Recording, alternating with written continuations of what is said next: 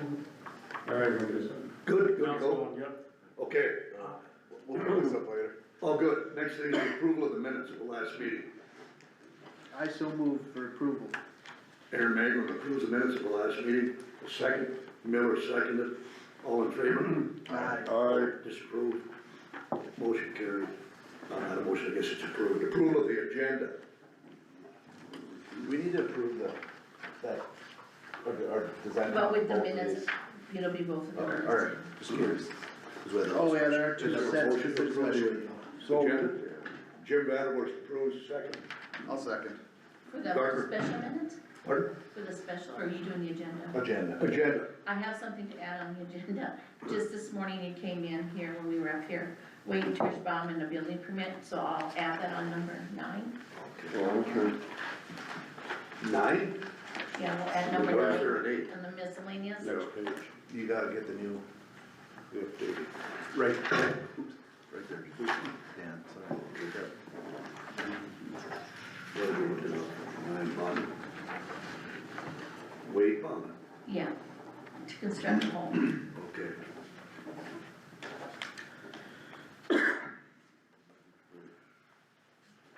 Okay. There we go. Okay. So there's an approval of the agenda, and we added item number 9. Jim Vanderwerf approved it, seconded by Gardner. All in favor? Aye. All opposed? Agenda approved.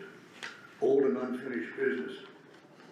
Housing Authority Board member to replace unexpired term of Melvin John for 2024 to 2029. I haven't Is found there anybody? anybody yet, but Nobody? I got a couple more people I'm thinking of asking, so.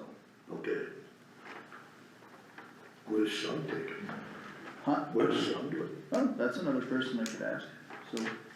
We just kinda usually go through the circles of people that tend to ask a lot of questions and wanna kinda be involved. Those are usually the first people I offer a job to, you know, so I've been turned down once or twice, but some people don't quite understand the board, some people just don't have time, it's not. Should be able to find somebody, you just haven't yet. Okay, Sam Wrench for Mavis to Langler's Bay and Rice Lake. Sam, you wanna come up and speak?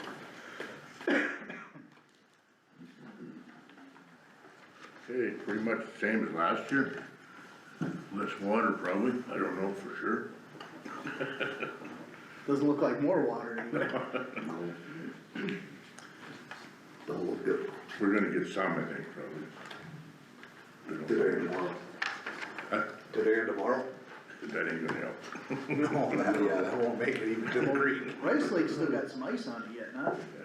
So that'll be a little bit till anything's happening there anyway, Right. That's but not. not too long, but It's, the river's open, there's fish in it, yeah. Oh, they're out there. pretty much. Where are they getting in at? Just curious. Corps is gonna put one in at Jennerville, They are? I think. Can you get on at Langler's right now or not? I don't Get know. in, I Haven't mean? been down there. Okay. I can't tell, I don't know either.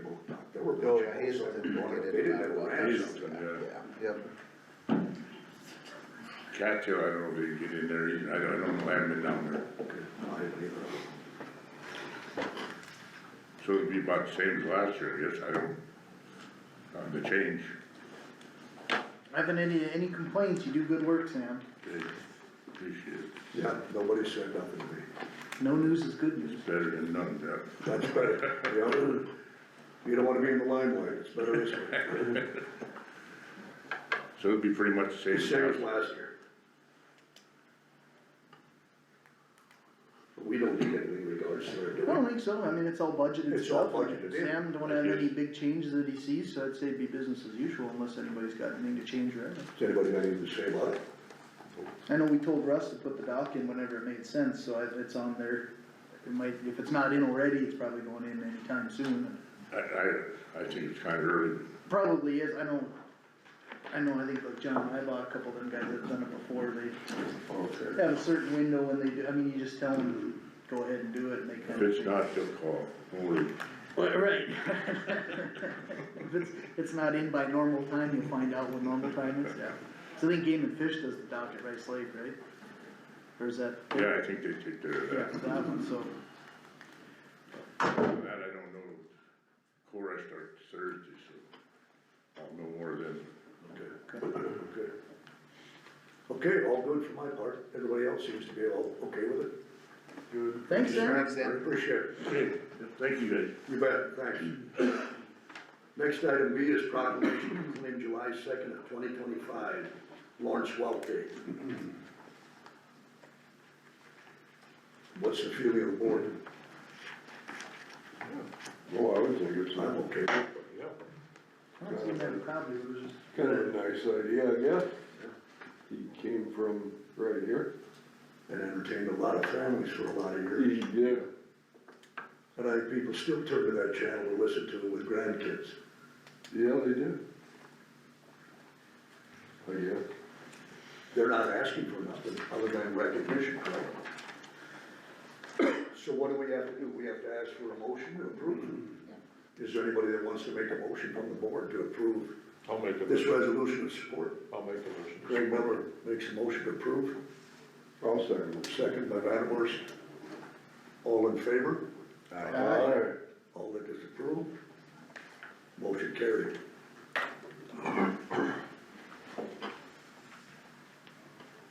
Brad, you with the VA quarterly report? Okay, morning gentlemen, please. Morning.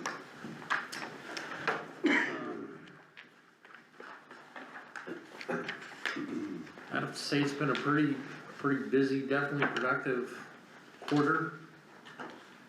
Made a little change there, just threw some totals, if you're curious how many veterans stepped into my office since January till now. Had 44 with a variety of things. It's definitely been a busy quarter.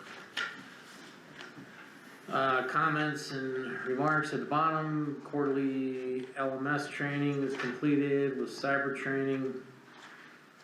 Future events, next middle of the month, I've got the biannual VSO training, which is in Fargo, 14th through the 17th.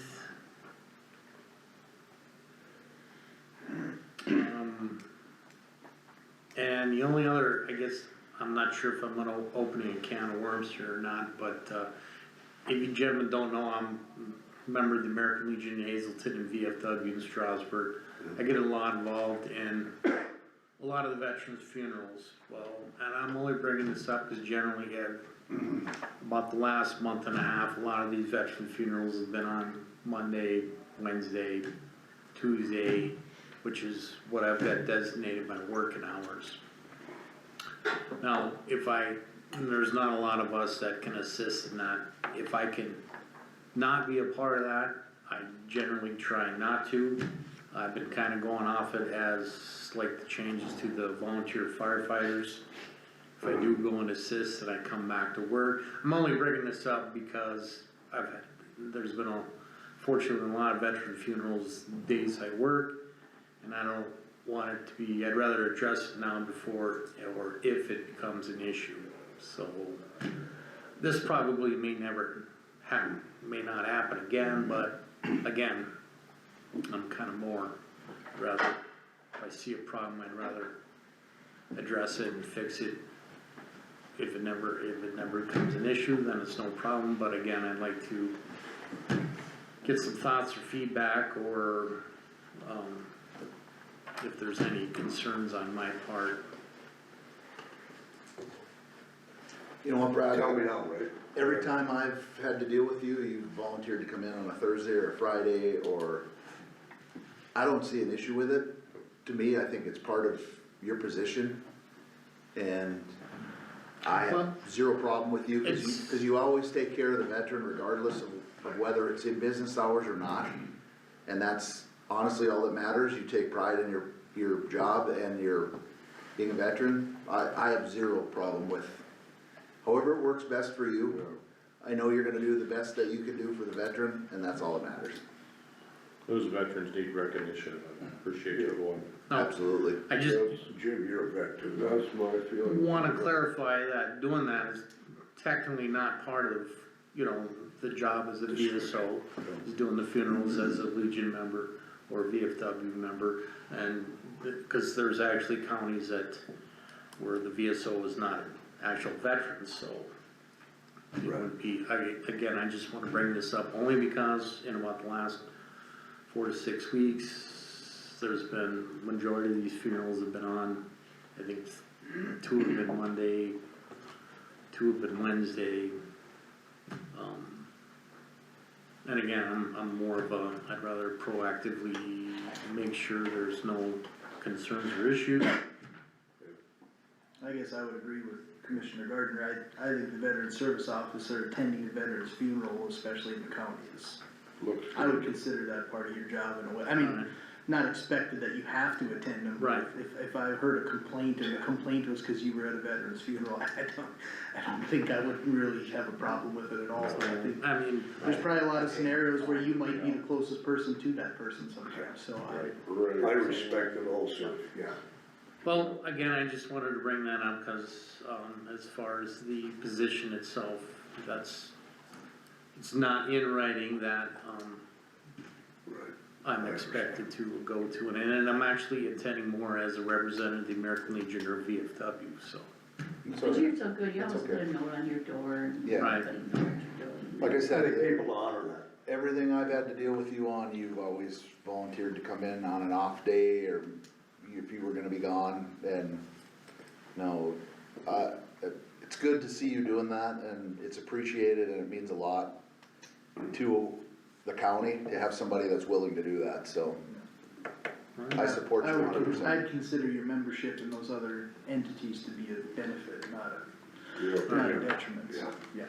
Yep. I guess with that then, if there's any other questions for myself, Appreciate you bringing Appreciate that it, up. Brad. right? Thanks. Thank you. Thank you, sir.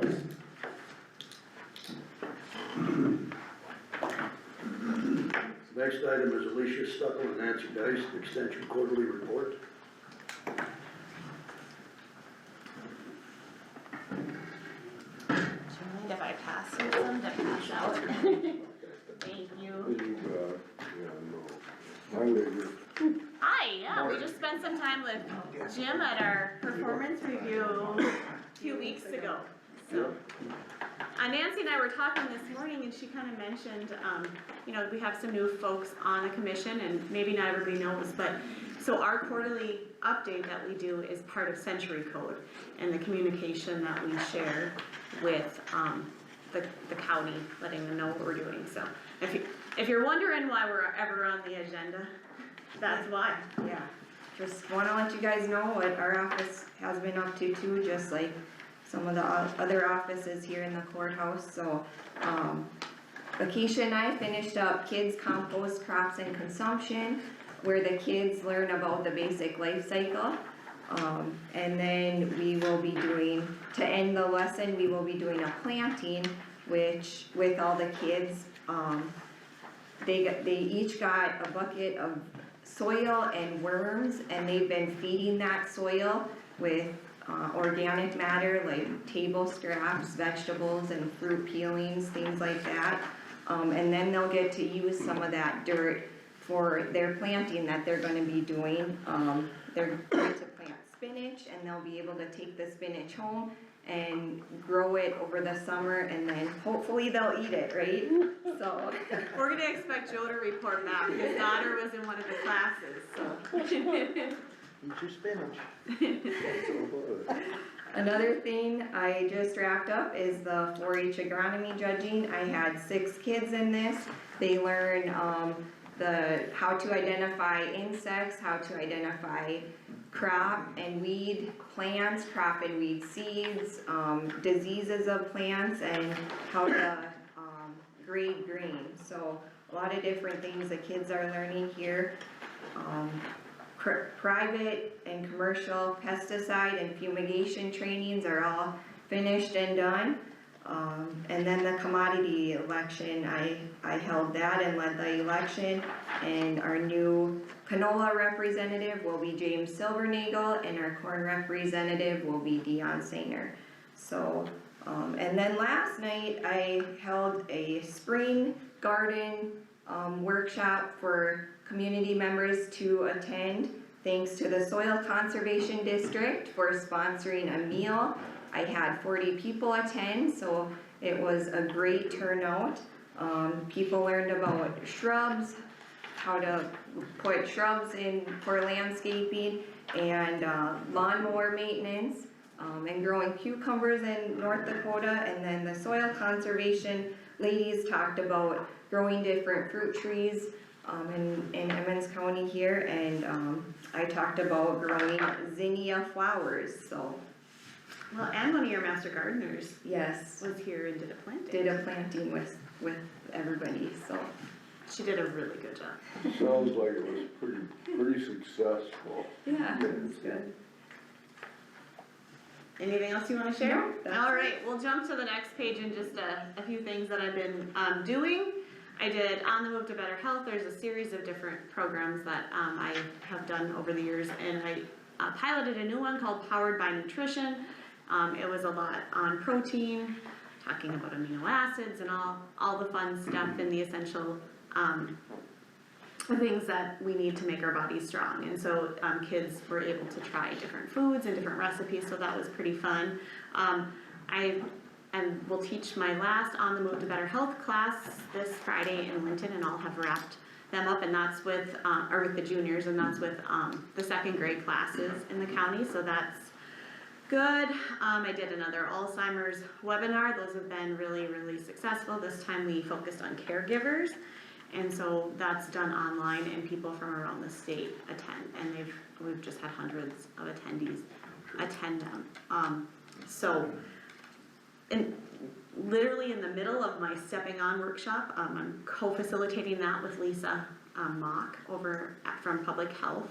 And so we are at capacity. We actually had to turn people away from our class because we're only allowed to do so many just because of the nature of the class. So super successful. Hopefully we can do another one in the fall. It's a really good, it's a bit of a time commitment for folks. It's a 7-week class, but research proven to prevent falls if they do the work. So we had a lady yesterday saying that she usually gets injections in her hip, and since she's been doing these exercises, the pain is a lot better and she's feeling more mobile. So that's always kind of reassuring to hear. Health-wise for guys, you guys know the drill kind of. I attend pesticide training. Nancy is kind enough to give me a little spot so I can talk to you guys about your health, because I doubt any of you would show up if I said I was doing a prostate cancer program. So. And Acacia does such a good job at not making it awkward for guys, So trying to sneak in some good information when we can. I do wanna know what it's not on here, it'll be in the next narrative, but I'm working on right now doing a financial literacy with the kindergartners in the county. So the month of April is financial literacy month, so please, if you're in Hazelton, check out the Bank of Hazelton. If you're in Linton, go to BNC, or if you're in Strasburg, go to Strasburg State Bank. The kindergartners will have piggy banks on display the month of April. So we do a lesson and we decorate piggy banks and have a piggy bank pageant, and they're on display, and it's kind of fun. So if you're in the bank, go check that out. But if you turn to the back, these are just some activities and upcoming events we have going on. We're actually at a spring conference next week, the two of us, for some trainings, but we're kind of entering 4-H season. A lot of contests, getting ready for achievement days and all that sort of thing. So we'll be switching gears a little bit from schools to 4-H. But yeah, do you have any questions? Or maybe Jim wants to share anything? He was part of the review for the first time, but. No, the only comment I would have is you two do an awesome job. Thanks, Jim. You know, a lot of extra things you do, so that's really encouraging, so. We appreciate it. Good. Who plants the county plot tour over there? Who plants that? You guys? Yep, Oh, do you? Okay. we plan it all out, us 3 agents with the director of the Carrington Research Center. Okay. And I sent out an email to, Yeah, I see that. Yeah. to all the growers in Emmons County. They're able to put in input on what they wanna see at that Okay, plot. okay. So a lot of times we don't get feedback and we just kinda do, what we think is necessary. I know there's a lot more canola going around being planted in the county, so I suggested maybe we do a little more of that. And just whatever we hear about that we think should be over there, that's what we decide on, so, Okay. Do you do any soybeans, Dennis? yes. Okay. We do a little bit of everything besides, we cannot do corn and sunflowers because they don't have the equipment to bring that down and haul it down here to do the planting. And it's late usually too, yeah. Yeah. Okay, anything else? No, No? Thank you. Thank you, Thanks, Gail, guys. appreciate it. Did you get one of those? One of these? Oh, sure. You get the cards.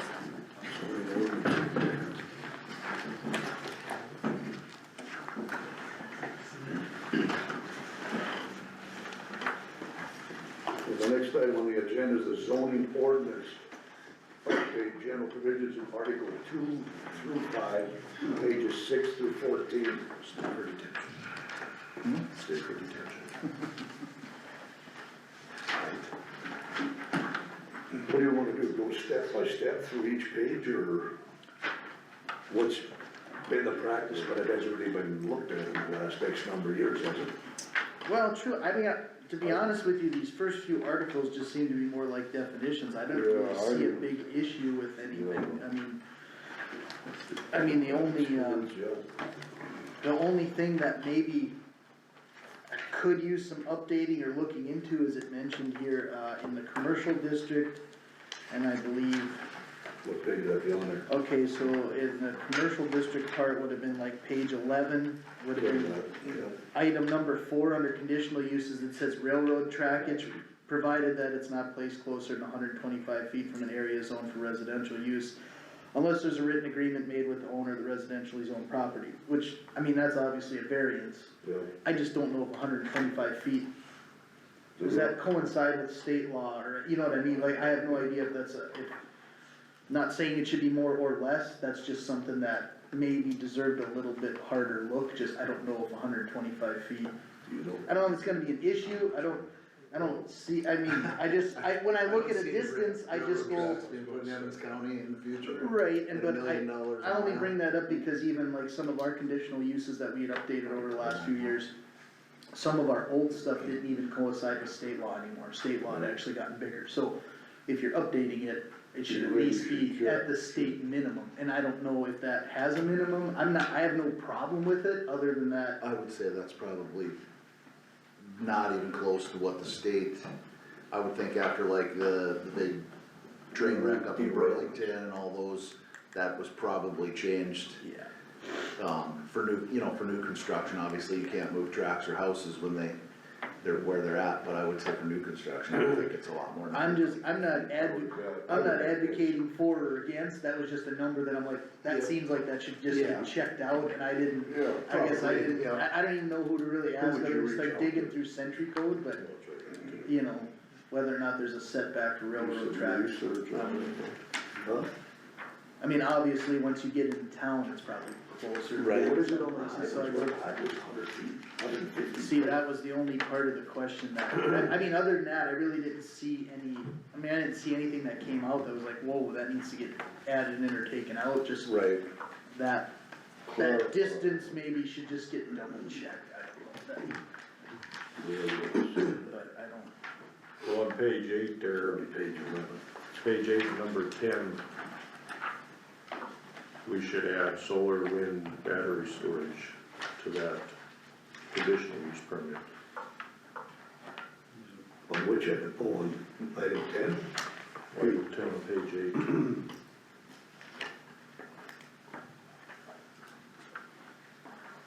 Oh, okay.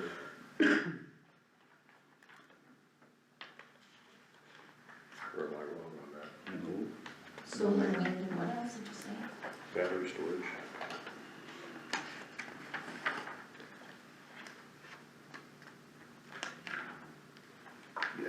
done, yeah.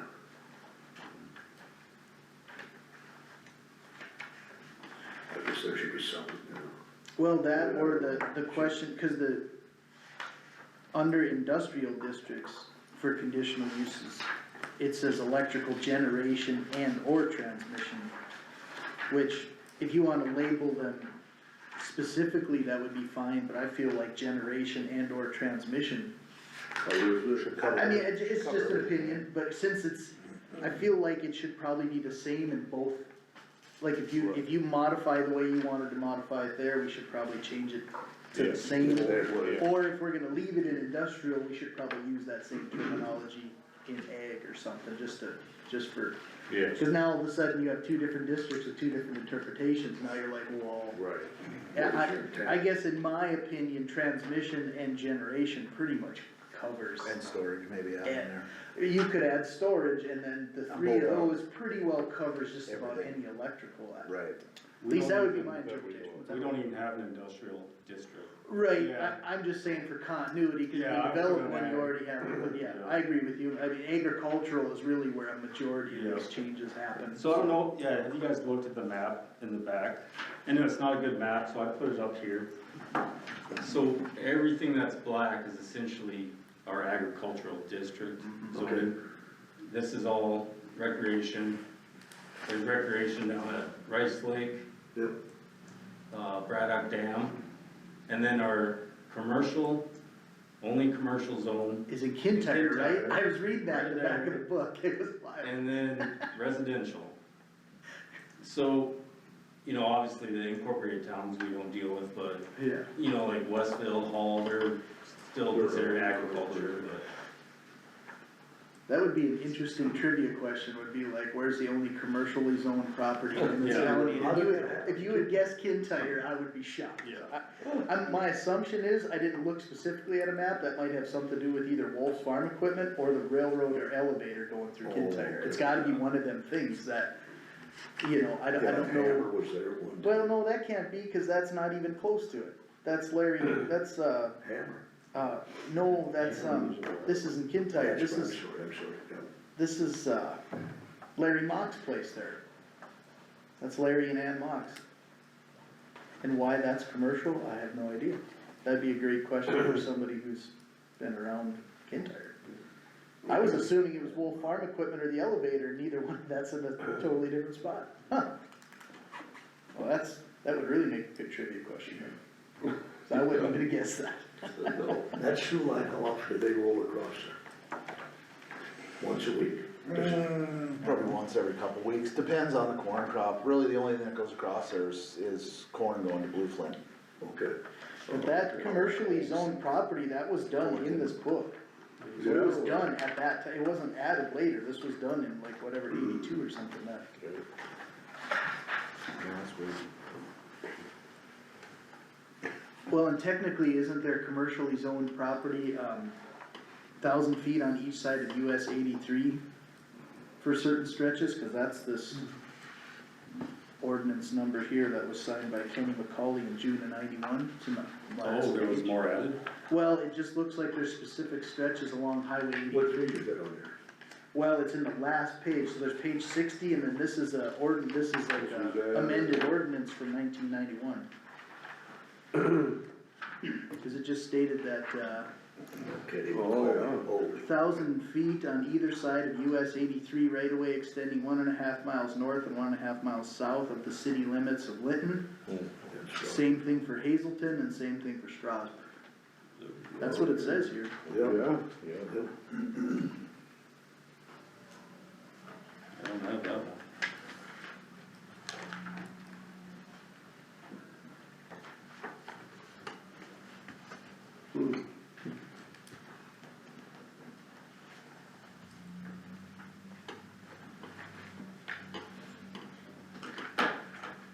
that's kinda interesting.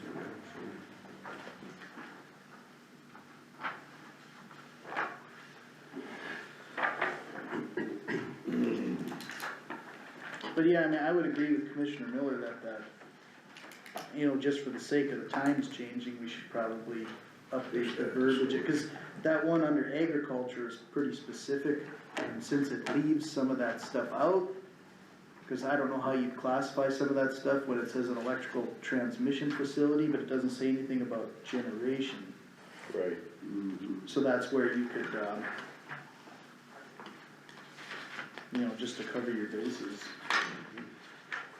I would probably agree with Commissioner Gartner on maybe just adding storage to electrical generation, storage and or transmission, and have that kind of be the universal Language for that. language for those For all of them. kind of cover, rather than trying to label something specifically, cause then if you leave something out, it might be.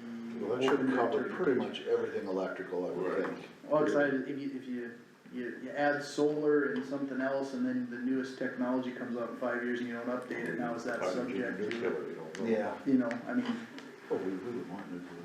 Absolutely. I mean, that's just opinion, I guess, if you wanna word it some other way, but. Never have to work a day in your life. Anybody has anything else to add, Jim? Nope. I was gonna mention on, page 7, item number 10, so this is the agricultural district permitted uses. I feel like that's not something that we really been following. Non-farm residents on lots of 5 acres or more, I think probably been following more than 1 acre. Jesus. Now, specifically for, most of them are gonna be in recreational district, but if somebody wanted to build a house on an agricultural land, on a 2 acre lot, we definitely allowed those, 1-2 acres. I know we just allowed one last year, so I don't know if we wanna make that consistent with what we've been doing. I was gonna bring that up too. We have one today, that's why I looked it up and I saw that too, that 5 acre thing. Yeah, to me, there's so many 1-2 acre ones that are non-farm residences. Cause the state basically has the 1 acre minimum, for water and sewer purposes, unless they're tied into like a city or some sort of subdivision that shares those facilities. It's supposed to be 1 acre, it can be less, but they almost require soil sampling to get approval for that then. So, Well, and that's kind of it's kind of a weird description of something, because there might be a 1 acre residence out there that is a farm residence, it's just that that person maybe doesn't conduct farm activities on that specific acre, especially you take a scenario where the dad moves on a little 1 acre spot and builds a house, still farming, but that's technically a non-farm residence, do you not allow that? I don't see a reason why you wouldn't, so that might be something you probably wanna eliminate from the, or do you wanna reword it, you're thinking, just. I don't know if you guys wanted to do just 1 acre or more, or just take it, strike it out. You said that's the state's recommendation is 1 acre? That's what they have for minimum, Septic. for septic tanks. So maybe we just leave it at 1 acre or change it to 1 acre To 1 acre. and follow the state? Well, I think we've been sticking pretty tough to the 1 acre, cause exactly right, that at least, cause otherwise you got people subdividing down to the 1/4 and 1/8 of an acre, well, you can do that, but you'd have to have like a platted subdivision, if you're gonna do just a plat of a specific parcel, it's gotta at least be 1 acres, kind of, we've been sticking by, because the ruling is you can't scientifically place a septic system and a well on less than 1 acre, the setbacks are too big, and that's there might be a scenario, but it's very thin, 99 times out of 100, you need an acre, and that's why the ruling is an acre, that's kind of accepted code for that, so. So it'd be 1 acre or 1 more? acre or more, right? Yeah, I'd be good with that if you guys are okay. So these are suggested? Suggestions, do we have to make motions to accept No, all we're these gonna, changes? remember, we're gonna make all these changes. They're all and then we're gonna valid. decide. Then we're gonna go back We're to gonna the do it end. all in one sweep. Right, cause I would say the understanding is we have to have a public hearing on any changes. Right. So I mean, we can basically agree as a group, we're gonna put it on a list. Okay. We're basically going through, sorting out the things we see are a problem, we're gonna put them on a list, and then we're gonna have to have probably multiple public hearings, just broken into pieces like we're doing now, and we'll have to draft like an ordinance update, have a public hearing, approve it. Okay. Which most of these things probably won't be an issue, but you gotta still follow the law. Gotta go with the law. Yeah, right. But I would agree, the non-farm residences of less than, of 5 acres is becoming more and more common, I think that's.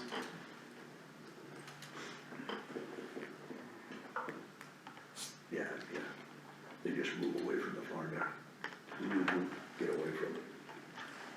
Anything else that you guys see with it?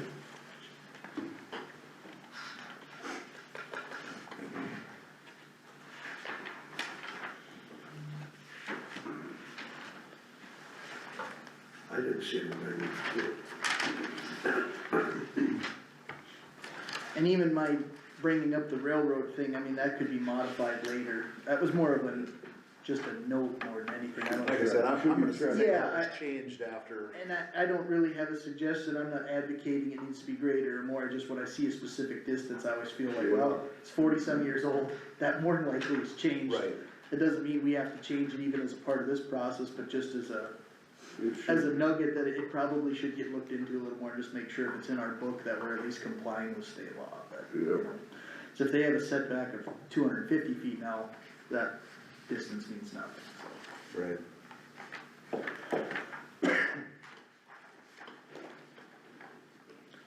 I mean, other than that, since it's mostly just definitions and terminology, I didn't really see a lot of issues that could be amended later if it became an issue, so. If not anything more, we can move on to the next item, guys. Feedlots, that's getting to be a thing again. Do we have to put footage on feedlots away from anyone else or no? Is there a distance in the state law? I think you're gonna run into a lot of state law stuff on the feedlots, their permitting process is pretty, it's Pretty strict. robust, whatever you wanna call it, I mean, it's, yeah, so I think even for us, the adoption of the state laws would probably be just the smartest thing on Yeah, I think so too. I mean, on the feedlot stuff, they're pretty particular, especially with the waterways and the setbacks, that's something that's been pretty well updated over the last 5-10 years because of the changes and stuff. And there's a lot of federal stuff, I think, tied into it, cause there's federal money sometimes, and so, I mean, Varies we number can, wise. yeah. So there's a lot of terminology there. So, I mean, even with us, I mean, if we wanna have setbacks and stuff, there's probably a lot of, you probably don't have to reinvent the wheel, you could just probably look into some of their stuff, cause even if we would grant a permit that is less restrictive, the state and the feds are gonna make them go through their process, so it'd be pretty tough, We see it, what's that? we see it now in setbacks, so we try it where we're at. Well, and I think in that case, I think the biggest argument you'll find when you're arguing setbacks, like, let's just say the situation we've talked about before, it's whether or not you agree or disagree with the state regulators or whatever. I think in the case of the feedlots, it's probably more than adequate, so there's really no, you know, in other cases where it's not adequate, then you talk about it. So, Yeah. That depends on areas too. well, You know, There's- drainage, where you are. and I think that's where, just the little bit of familiarity I have with the feedlot stuff, there's a lot of, I think even with the state health departments, their different departments look into it, there's consultations with everything from the water commission to, you know, there's deep levels in some of that stuff, Sure. depending on where you're putting it. Some areas, there's probably not as much restriction, you wanna put it in a certain area that's got a lot of markers, you're gonna end up talking to a lot more people. Yeah, So, yeah. it's a pretty tough process for the most part, from what I've It heard. is. Any other discussion on it, guys? No, if not, we're gonna move on to the next item. Eric Holberg irrigation project.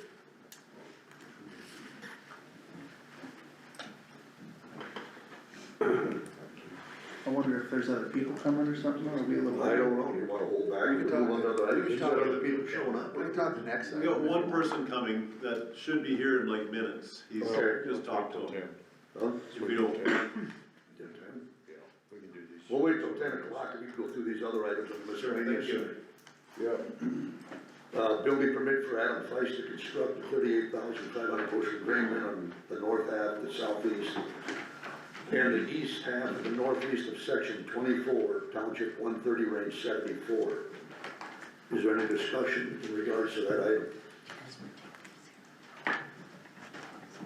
Is there, Well, you guys all look at it. that's on the old Feist place down north of Highway 34, or 13. 13, yeah. Yep.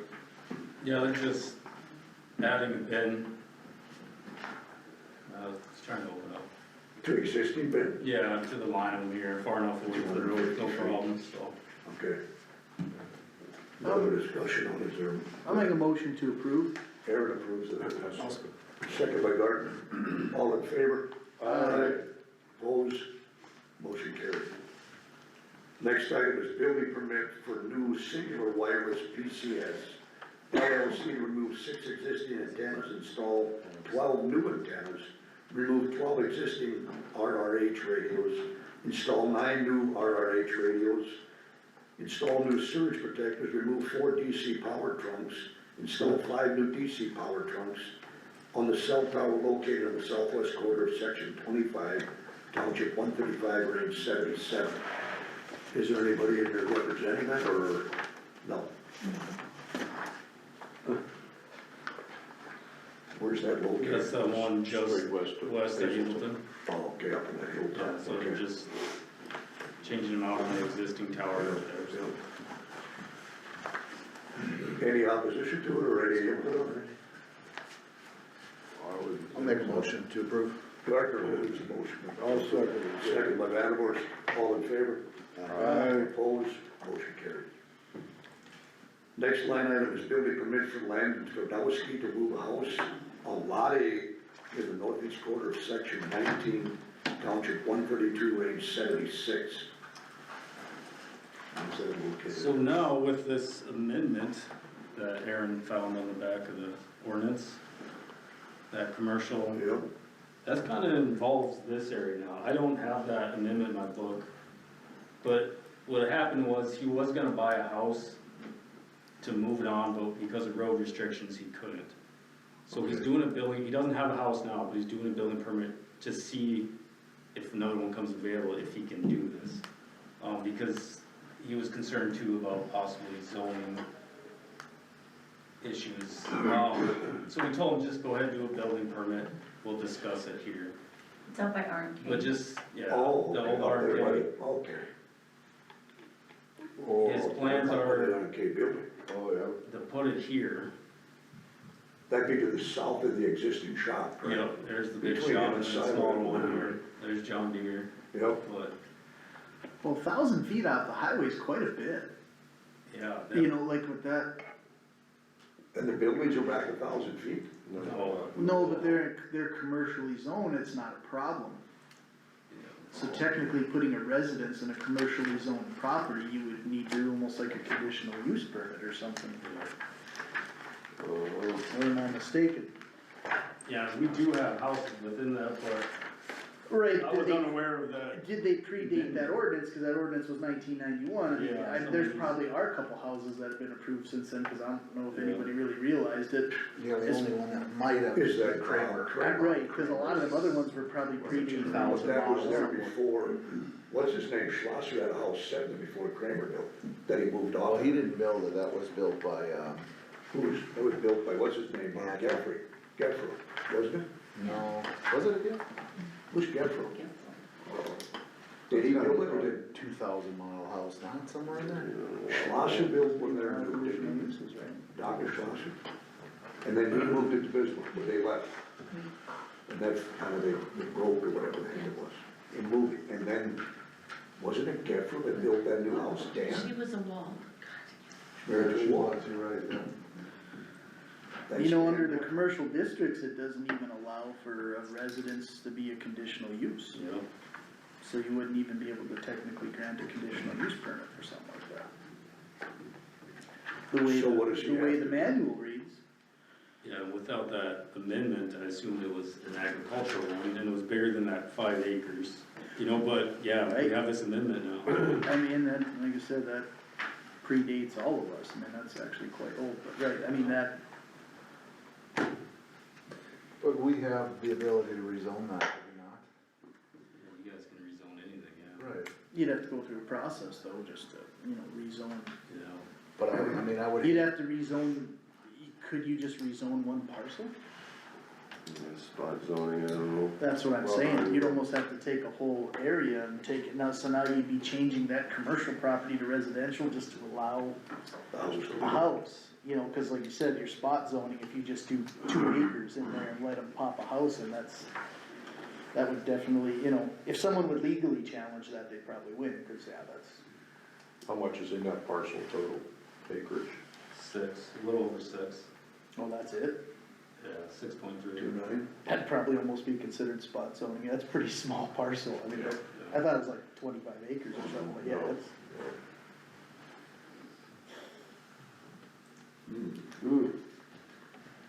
A nice spot to place it for a kid, Yeah.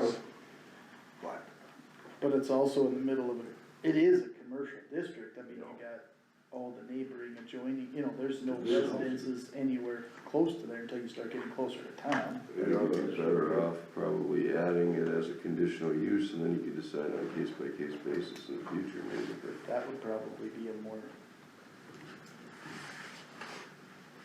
Right, cause changing the zoning would be sticky, but if you did allow it as a conditional use. that let it be legal. Well, I mean, cause the question I would have now, especially when we talk about the changing of the times, is especially a lot of these barn dominiums, these houses.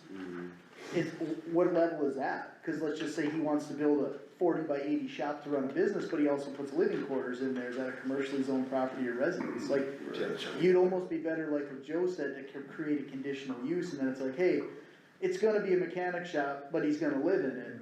You could allow that as a, you could maybe, you know, if you wanna be particular about the type of residence that's conditionally used, that might be a little different too. Maybe you only wanna make it a single family, or, you know, so somebody doesn't try putting up a apartment building next to a mechanic shop, or, you know, that would probably be it's probably not a bad idea to add something like that to conditional use, just because you might see someone build a shop with living quarters, it's very common. Oh, yeah, So, it's common. They are. and that, if that was on the permit right now, we'd be having a totally different discussion in itself, so I don't really have a problem if they wanna put a small residence in a commercial area like that, but I would say you couldn't do it the way our book reads it without.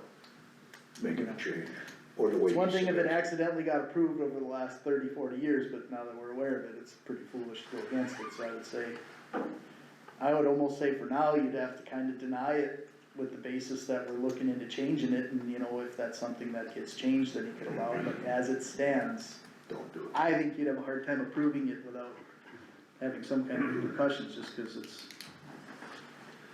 Is that within a mile and a half of the Yeah, city? the mile and a half ends at the end of all those, so right there. Oh, okay.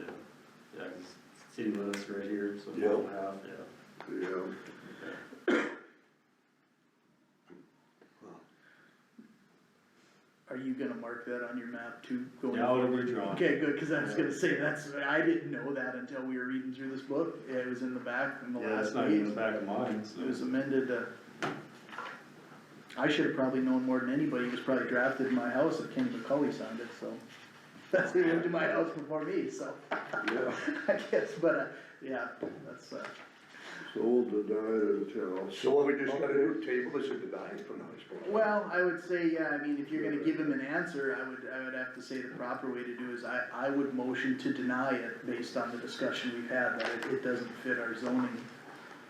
It doesn't fit our zoning requirements as of now, and that's something that, you know, like we discussed, if we wanna start looking into it, I don't think we're being partial to him, it's just the rules don't allow it, if we wanna change them, it might take a little bit. If he wants to wait a little bit, those plans might change, but Okay, for now, I would make the motion to deny for that reason. okay, Aaron makes a motion to deny the permit for Lenny Todowski as of today. Is there a second to it? Miller seconded, all in favor? Aye. Opposed, motion carried.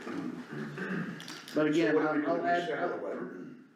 well, he'll get notified, either Josh tells him or Marcy, somebody usually tells him that it got denied, but I just, Okay, for the record, just, I do think we need to probably look into making some kind of conditional use change for some kind of small residence in a commercial area, just for the reasons we've discussed. It's probably gonna Yeah. become more common, we gotta probably allow some avenue, I don't wanna see a 4,000 square foot house get built right there. but I think you could, you know, allow some kind of shop, house combination or something to be a conditional use, I don't think would be out of Is line. it, Some kind of just, I don't think even a trailer house is maybe the best thing, but if you built a small shop with living quarters, it'd be a little bit different discussion, just because of the commercial basis of it. There's a reason you have zoning, you're trying to keep people from living next to an industrial park, and so, I mean, you're trying to do that, so, okay, anyway. okay. Item 4, bless you. Item 4, plat approval for tract 1 of the west half of section 15, township 135, range 76 of the 5th Prince Meridian.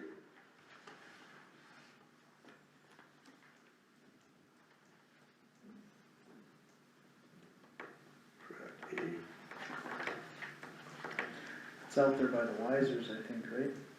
Yeah. By the way, Be out there, right, and it's like northeast of Hazelton there, out by like. They're plating out just the yard here, I don't have it in front of me.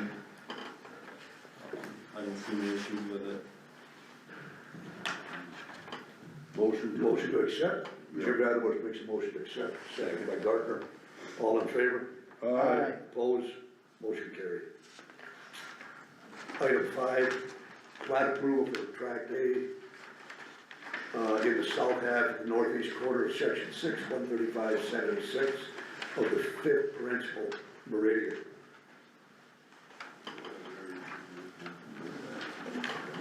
You're looking at the building permit or the plat? Plat. Okay, so they're plating this, track 1. And then they're gonna deed it to them so they can, and then they got a building permit to put up a house once that's all approved.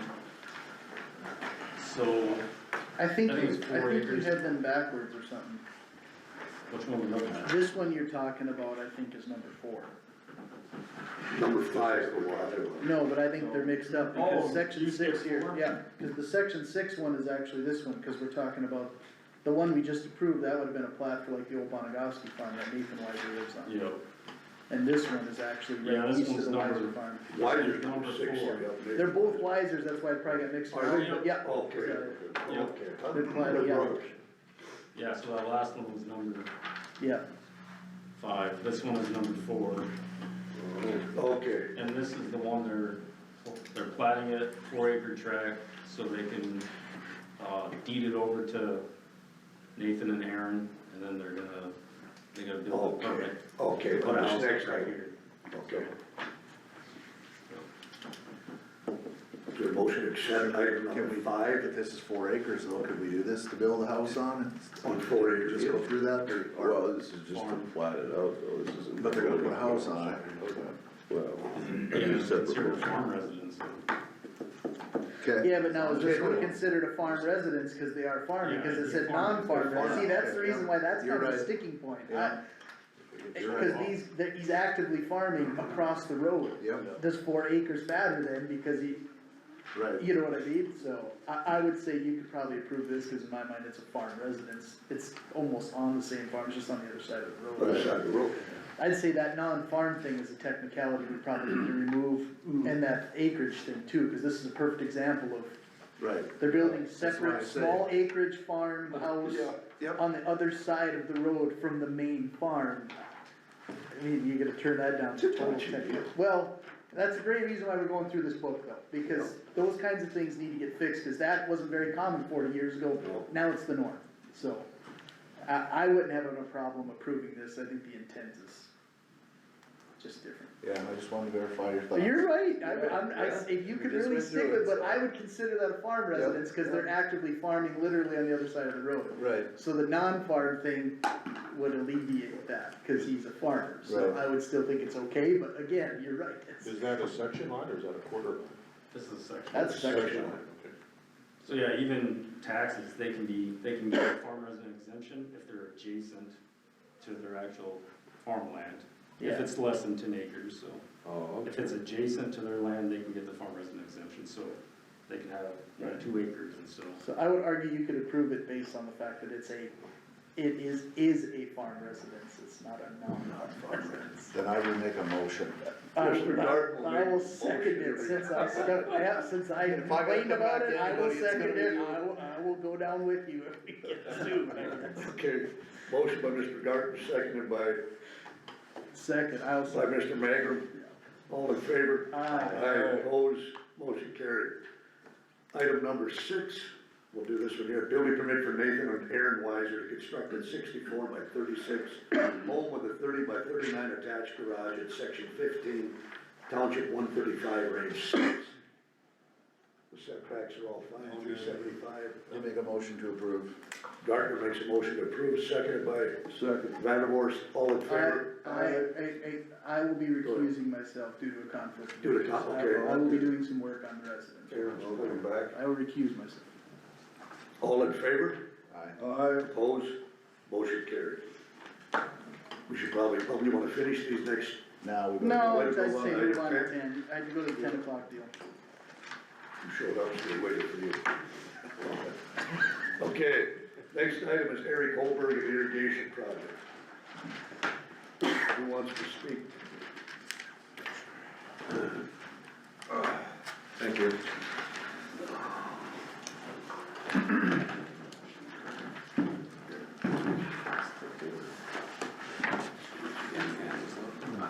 Grab those and hand them down if you would, please.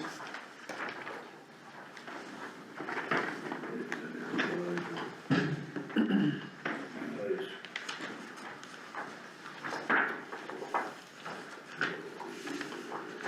I can take that Yeah, over. there you go. There you go, yeah, whatever.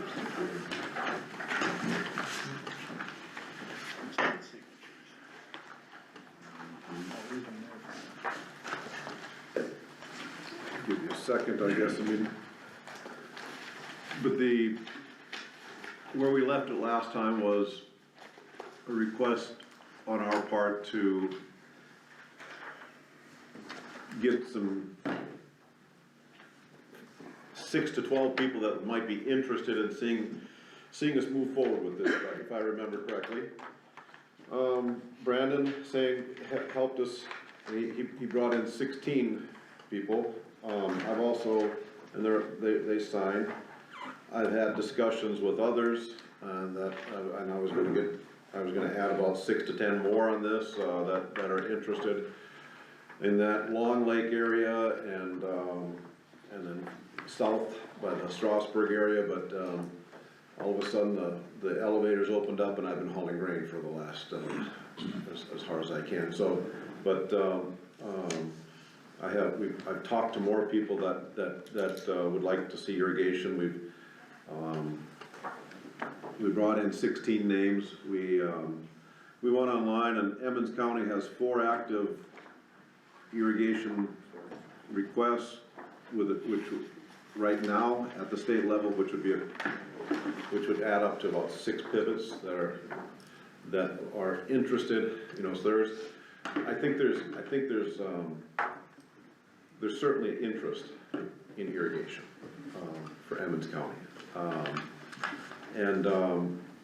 We have, tried to put together a scope of work,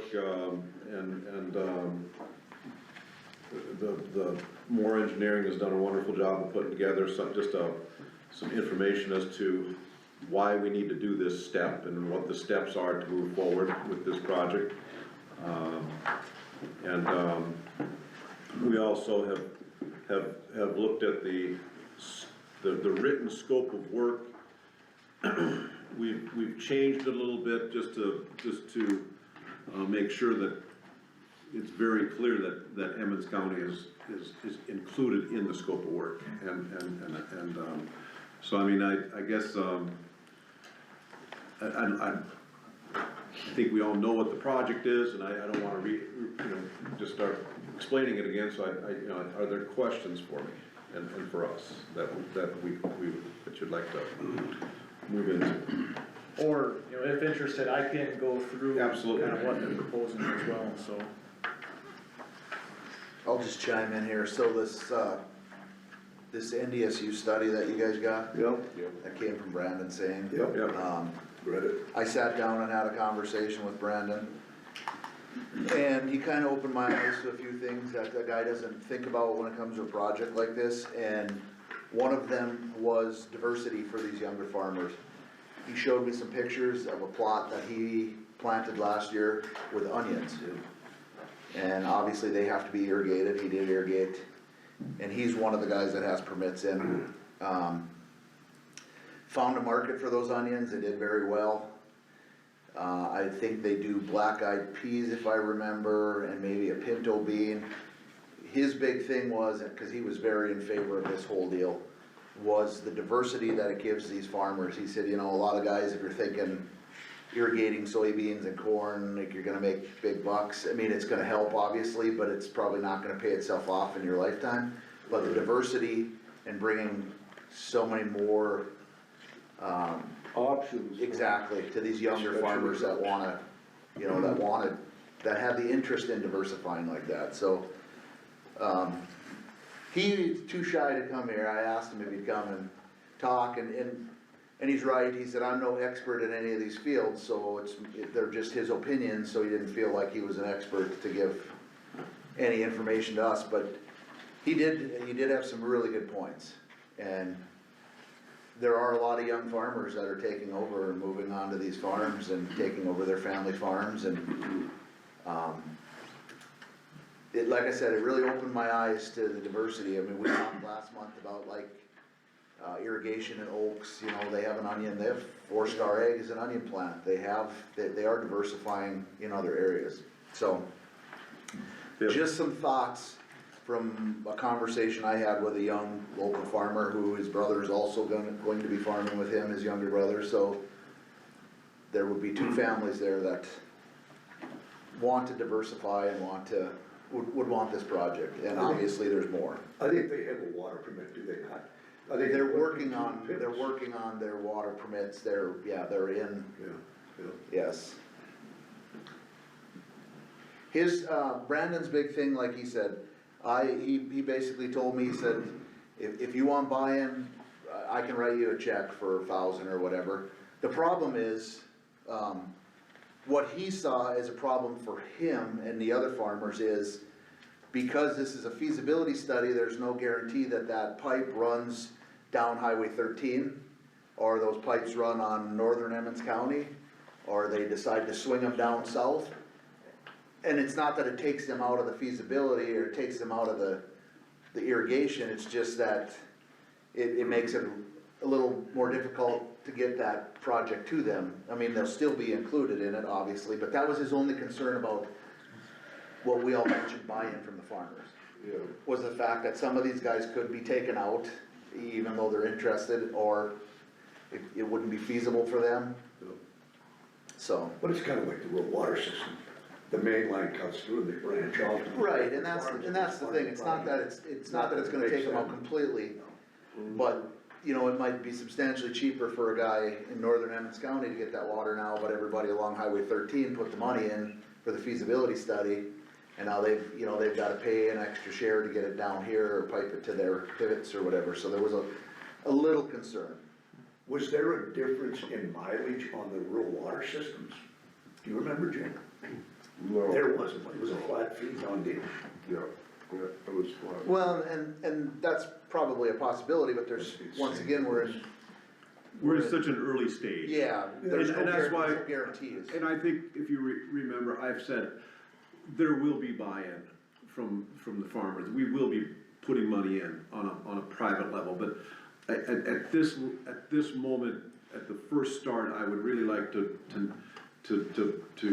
keep it on a public sector side, so we can get the plan going, move it forward, and then there's gonna be a tremendous amount of buy-in. And they're very willing to put the buy-in, but, you know, so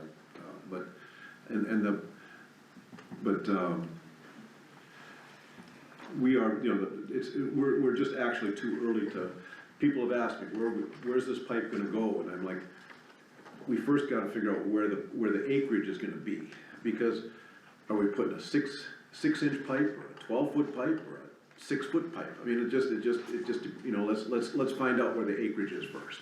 But can I ask you, it's just an open question, do you in Logan County have an irrigation district organized? No, you do not yet. You do not. That's part of this, that's what. So can you technically by law, can you come and request funding from the public sector without an irrigation district? Through the Logan County Commissioners. I mean, we've done it, go ahead. Well, I was just gonna say, no, the landowners cannot request money from the state for the state cost share for irrigation. State cost share was initially 50%, within the last year, they've upped state cost share to 75%. But Right. the only way they could tap in to that state cost share was to have a public entity request it. They couldn't have an irrigation district created without going through this extra step. So Logan County has agreed to be the holder of that contract and request that state cost share. Logan County Commission, so say. Yes, Has Logan County allocated money to this project? through the Logan County JDA, Right, yes. but not the county commission.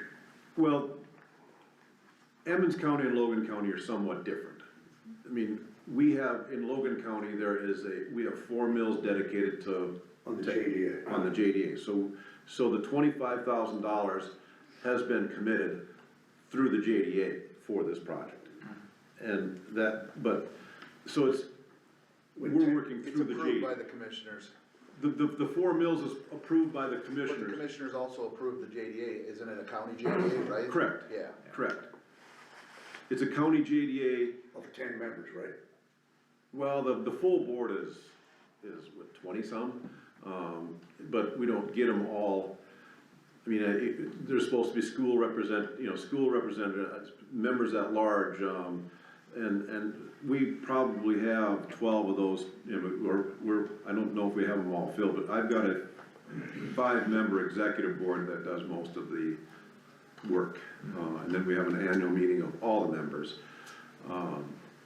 But, the commissioners are the ones that approve the JDA and they approve the budget. So we work through a JDA versus, I don't think Emmons County has a. And technically by law, help me out, Joe, if we do not have a JDA, can we as a commission prove funding going to, who's it going to?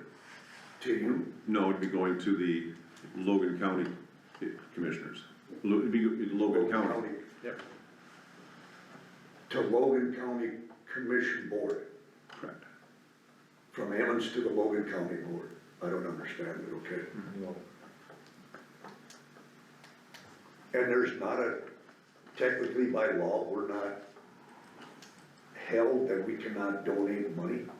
Is there merit to that statement, I'm just saying? That we cannot donate to this?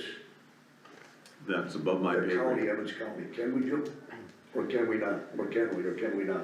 Well, so there is an Attorney General's opinion from 2000 that basically holds that, the county could not give money to a private or nonprofit organization for, water development and water construction. But there is a state statute that says that all political subdivisions, including counties,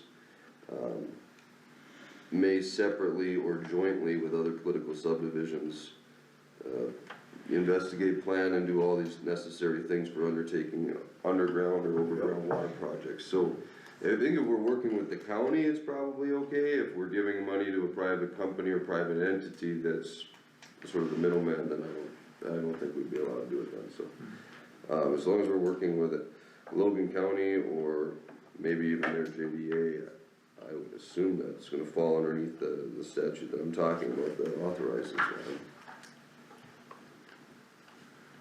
Well, it's not in our budget. Huh? We didn't budget for this. If we pay this, we'll have to raise our taxes next year to cover it. I don't know how this all works. You guys, Aaron, do you have any input to it? We'd have to find them. Yeah, We have I a mean, former JDA. again, cause even like where Eric's coming from, Eric as the director of JDA, right, that's probably your proper term, I mean, Eric has budgeted funds for projects like this. That's why it's getting facilitated through the JDA, through an approved budget from their county commission. And he's probably got authorization, you know, for all of these funds, or majority of them if they're in his budget. We're right, with us not having a JDA, we would have to find some kind of fund that would be germane. Yeah, you'd have to try and take it out of, some sort of capital projects type budget, or, you know, I mean, that's where you would, right, there'd be a little bit of a sticking point, cause we don't have a JDA that allocates funds specifically for a Could this project come out like of this. permitting? Well, I mean, Wind farm permitting? I can tell you one thing, we can pull it out of any fund, it's just a matter of whether or not we get in trouble. I mean, you can- Well, that's what I'm If the asking. board, I'm if the asking- board decides to I'm put asking. 25 grand into it, you can do it, I don't know how long, right, so. You know, Yeah, Good. so it doesn't come from the taxpayer line? Yeah, but I'm just saying, since you have like an auditable, approved budget, you'd have to find a germane line item, or again, if the permit, if you pull it out of like an excess fund, you'd have to pull it out of something that's like the permit fund is like a give and take process, it's not a budgeted fund necessarily. I would assume that would be where you'd have to pull it out of, that have the least sticking point. Cause you can't just like pull it out of the sheriff's budget or something like that and put it in, that'd probably violate a half a dozen century codes, so. That's where just, the particularness of where you would allocate these funds would probably be the biggest thing. I don't think you can't do it, I would say you just have to be particular on how you do it. I mean, you'd have to just, if you're gonna promise $25,000 and commit to that, you need to make sure you know where you're committing it from, and to make sure that that abides by the law. Well, and I mean, we asked for specific things last month, and we have them. Yeah. So we either need to make a decision, either say no, or quit kicking the can down the road. I mean, we asked for specific stuff and we got it. So, my thing is, we either find the money and we all in, I mean, cause we've got signatures, we've got exactly what we asked for. And there's obviously interest in this county. I'm sure there's some opposition as well. And Which there always will be. Yeah, there always will be. And this is only a feasibility study. So, like I said, we either make the decision that we're out, or we figure out where we can come up with the money and make the decision to fund it. I'm not against the project, I'm just against using county money for it. Well, if we use it out of the permit fund though, that's not taxpayer money. That's why I brought up the permit fund. Well, I would argue it all belongs to the taxpayers. It does, it does. I'm but it's- picking a fight with you because you picked a fight with me on the non-farm residents. I just gotta get you back when I can. No, I would probably agree with Commissioner Miller.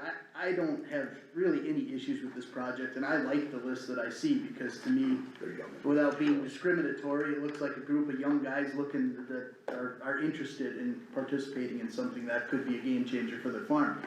I don't see myself being in opposition to that at all. I don't like the precedent it sets of the county putting money into a project like this. The reason why is because, first of all, it's a feasibility study. If you find out that it's not feasible, basically, we put money into a prospective project. What stops us from putting money into other prospective projects or having people continue to ask? I don't think it's the proper avenue for us as a board, and I don't think saying that it's gonna benefit the county automatically creates us to be a stakeholder. You have a list of people that are interested in being a stakeholder. I think those are the folks that should be funding the feasibility studies. And I mean, if you're gonna invest in irrigation, from what I've told, the limited information I have, it's a significant investment. I don't feel like a small portion to get over the hump for this feasibility study is a major hurdle. I don't think $25,000 is gonna break Emmons County. I just don't think it's a good principle for us to put money into basically a prospective project. I'm not against it, I don't think it's a bad idea at all. I don't think it's a bad idea, I think it's a great idea. I don't think it sets a good precedent for us to be just putting money into projects, even if they're great ideas. I just don't feel like, now if we wanna form a JDA, and that JDA's task is to go out and look for prospective projects, that's a whole nother discussion. The way Emmons County's structured now and the way we have it set up, I just don't feel like it's good precedent to pull out of the permit fund for a project that might not even go. and especially when there are people interested, if it is that good of a project, it shouldn't be hard to generate that small amount of funds to hit the match. Can I ask you something? How many signatures do you have in the Logan County area that are interested in this project? We have. On a petition, whatever you Yeah, want to say. we've started that, we have a number of more people to go to get signed up, but right now, How many are that are? at this moment in time, probably 20 or 30 that have signed, and we probably got probably 40 more, you know, there's a number more left to go. But there is a desire to have irrigation by people. I mean, the desire to move this project forward is solid. And I think it's solid over in Emmons County too. It just, there is a question of where to, you know, at what point in time do we bring these stakeholders in and say, you know, you guys fund it. I understand where you're all coming from, but the amount of investment that they will be moving with it just, and I don't work in Emmons County, I don't know Emmons County, I know that the Linton Economic Development has money set aside for economic development, and I don't know about Hazelton, I don't know about others, but I had hoped to not go down this road at this stage of the game, but because part of, so much of this that we're doing is to, you know, do I go to these 16 people and get 25,000? And then we go through this study and there's 40 or 50 people that sign up and say, yeah, I'll do irrigation. And then, well, that's great. We put in 25,000, now we want some, you know, it's just, the whole first step is to get the big list of names from Emmons County. You know, that's part of, we've done that in Logan County. To get all those names, to get the 40, 50 names, we've spent money on a public sector and got those names. So, And I can kind of fill in. Have you ever approached electrical companies over in Logan County, Chem Electric? They're the ones that are gonna benefit, and can they serve this kind of a project with three-phase power? that's gonna, and that's an engineering question, but, you know, one of the people on my board, serves on the Chem Electric board too. You know, that'll be, there's a lot to come down the road. And I'm Jim Guler with Moore Engineering, and I've worked with Eric on this for about a year now, and basically Logan County landowners have identified at least 400 square miles where irrigation is wanted, and where irrigation could benefit the area. They recognize that Emmons County, they have to be a part of this because the route to the Missouri River runs right through Emmons County, and they want to, so this is a massive undertaking they're looking at, and we're at the very beginning, and they knew to include Emmons County in the very beginning was the right thing to do. And with this, the question we're trying to ask is, okay, in Emmons County, you know, we know you've looked at irrigation districts in the past. Horsehead was you know, they looked at that back in the 60s, into the early 70s, they tried it again in the 90s, in 2000. But we need to ask the question, where in Emmons County do landowners want irrigation? And that's why kind of was a county-wide idea. Then you could ask the whole county. If we work with specific landowners, we would focus where those landowners want it, but. Excuse me, why can you not on this feasibility study determine on your intakes exactly where it would be at and pinpoint those before we reach out? On the intake from the Missouri River? From the Missouri River. Well, that's, again, what we would begin with, is looking at where along the Missouri River would be the best point, or points, multiple points, to take water off the river.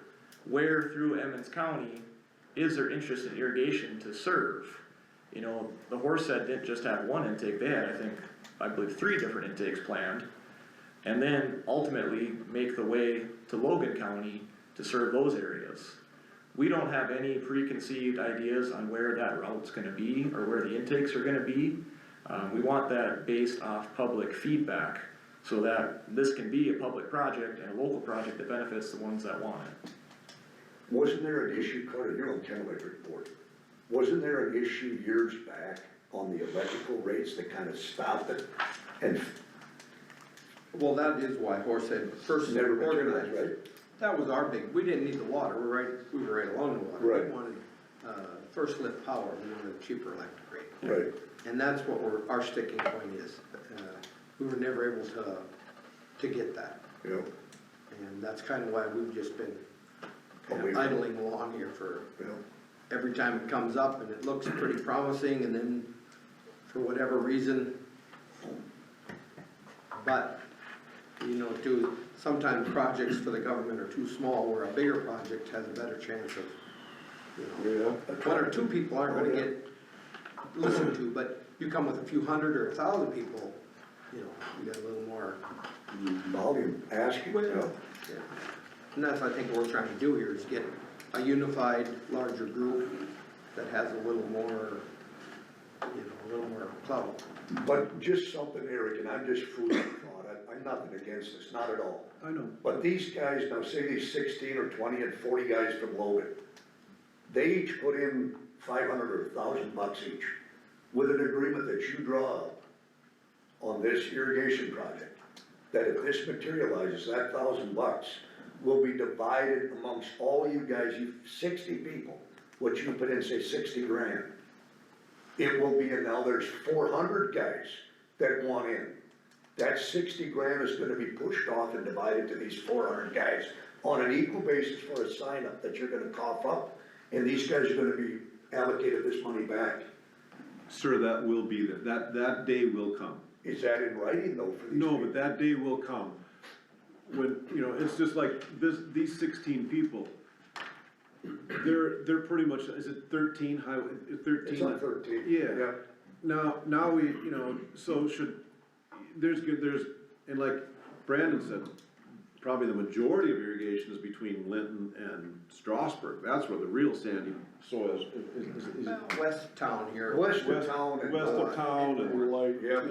and north, and, you know, Strasburg's got light ground, but the problem in that area is, you get moisture, the water tables push up, you aren't gonna turn a pivot sure, so in our area. It's So- a different ballgame. So what I'm asking for is, and what I'm saying is, this first study, this first deal will get us all of those names on paper.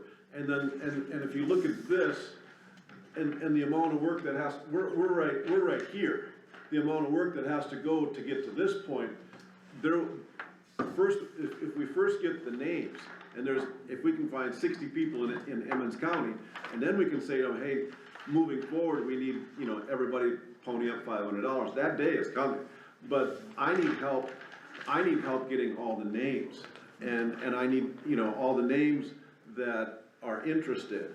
And that's what you need the 25 grand for, to go get names. To get names and to plan. The planning process, the very first planning process that we're in right now is gonna take $200,000, of which 150 is a grant from the state, and 25 is coming from Logan. Hoping that 25 grand would come from you guys, and then in the future, we have our names, and we will have private, the Brandons and the Lukes and they'll put their money in and we'll move it forward. But I really need, hoping that we can move the project, this very, very preliminary part forward with your help. Who overlooks this 25 and $150,000 going to you, cause you said you need this? Who overlooks this money and how it's being spent? Jody Christensen and the state. So it's a grant from the state, you know, the Logan County Commissioners will approve the signing of it. And Jody Christensen will, you know, they'll submit, you know, Jody, she's the county auditor. Yeah. So she, you know, she will oversee it, and the state will approve it. I really, you know, your $25,000 is a huge key to this moving forward. Will the electrical co-op step up and cough and put money towards In it? the future, I believe they will, yes. But as of now, I can't speak for them, but I mean, this is a, Yeah. I'd say at this point, you know, we don't even know exactly what the project is. We know an area in Logan County that wants irrigation, but with this effort, we need to establish all of the areas that want irrigation. Within those areas, how many acres are irrigable? Within the acres that are irrigable, how much water do they need at an annual basis and at what rates? And then with all that information, we can determine how much water we're pulling out of the Missouri and bringing it through. And that becomes pretty complicated there because there's an unlimited number of different alternatives and assumptions you can make on the routes and the pumping and the timing and how it's going to be operated. You know, is it a sequencing irrigation? Is there enough to have everybody pump at once? And who manages those pumps then out there? This The irrigation irrigation boards. district. irrigation You'd have district. to hire 2 guys to overlook it, correct, at least? At least, that'd be the end of the study, and that's 5-10 years Okay, down the just road. had to ask, yeah. Yeah, Because irrigation is not simple from what I've been told. No. It's high maintenance, is it, Carter? No matter how new. It can be a little simple, but it can be pretty complicated. It's challenging, no doubt. I would really like to implore you to help us move forward so we can get to the names and get this, I mean, really, I need you on this first step. I really need you on this first step. And then moving forward, we'll have names, we'll have people, we'll get our irrigation district formed and we'll move it forward. But on the first step, I need your guys' help.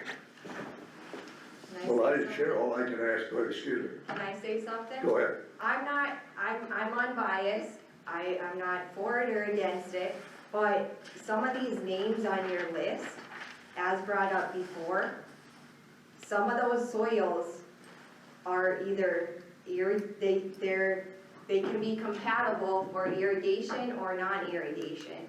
So even though people signed off on it, on that list, some of those soils that these guys have might not have the correct soil for irrigation, Yeah, so. they get boggy, Very possible, Yep. yes. yeah. So I just wanted to bring that up for Thanks. consideration. All I can ask is if there's any more input from the board. Well, we asked for due diligence, you guys did that, so. Maybe we should have been more honest from the beginning instead of you working so hard to try and get it, I don't know. Yeah, but did we promise funds because they came in with a list? I mean, I'll just tell you personally, I had no idea who was interested. The couple guys I knew that irrigated that I talked to, like I said before, they weren't against it, but they Yeah. didn't really feel like they weren't gonna irrigate if it didn't happen, and so that was where the Yeah. initial conversation I had was just, do you even have the interest for us to even consider the project? I will say I've never been in favor of funding it, not because I have any partiality toward it. I think if it goes through and it works, I think it could be a great project. I don't see myself being an impediment to it, but I think that just the basic principle of us investing in a project essentially and becoming a stakeholder, when I just don't feel like it's really the county's position to do so. That's just my stance. And maybe it's wrong, I don't know, but that's where I feel like there's 2 scenarios with getting a list. You either get 3 names and you prove that it's not even feasible and you don't fund it, or you get 25 to 50 names and now you have a list of people that should be willing to fund the feasibility of the project. That's just my opinion. I'm not trying to even target anybody. Like I said, I like the list of names because it looks to me like aggressive guys that are trying to make an investment, but at the same time, you gotta consider that when you're taking $25,000 from wherever it is, you know, it seems to be difficult to ask 20 people who for surely are gonna benefit from the project if they are investing in it, that's their goal. Versus taking it from 2,500 people, the likes of which 2,450 of it will almost have nothing to do with it. Now, I don't wanna say nothing, cause Eric has brought up a good point that it could be it could do some good thing, and there's businesses around it might pop up, there's other businesses that will benefit. I'm not against any of that, and as far as a county, I feel like our stakeholder involvement, our support, if you will be to offer guidance for permitting and how to navigate this project through our regulatory system to get it through. That's our responsibility, not to really fund any part of it. I don't believe that's our responsibility. Now, just to be fair, Hazelton does have a development corporation as well as Lytton has the LIDC, which are city-run JDAs, which probably can make the argument are maybe just as much stakeholders as the county would be, and maybe even do have funds that are allocated for something like this that you could probably seek out.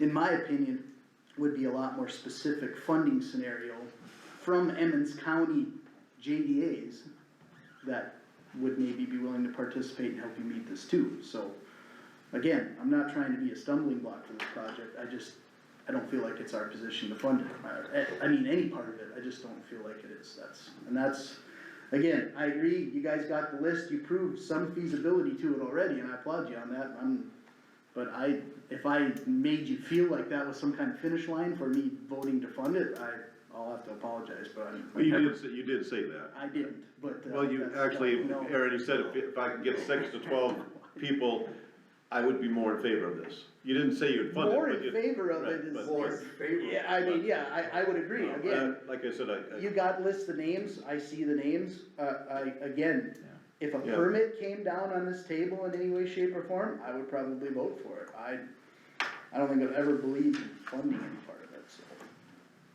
I think I feel with you, Eric, I feel if you want money, I think you have to go to Economic Development Corp. and ask for that money. That's what they're organized for, to develop. I agree with that. On the economy. I don't disagree with that at all. I guess, I wish you would have said that earlier, or 2 months ago, I wish you would have said that. I mean, I've tried to do everything you guys have asked me to do, and I think we've done it, but now, when we've done it all, it's like, well, we're not gonna fund it anyway. So I wish you would have said. No. Well, I wish you would have said, you should go to the JDAs. I didn't know nothing about a JDA until. Oh, is that right? No. And I talked to them in Logan County, that the JDA. No, I was Lytton Economic Development or whatever it's called in Hazelton. I would have gone to them, I would have got on their schedule, and I would have, I'm not, I don't want an argument, obviously, but I wish it would have been more clear, Well, in this day of technology, it's not that you're out a ton of money by contacting these people by computer or phone, correct? We don't have to travel by horse and buggy to meet up with the people. I mean, you're making it sound like it's $100,000 it's cost you out of pocket to do this. well, no, I'm not saying that, No, sir. okay. No, I'm not saying that, sir, at all. Okay. I just said, as I said earlier, I work for Logan County in Logan, Right. and it's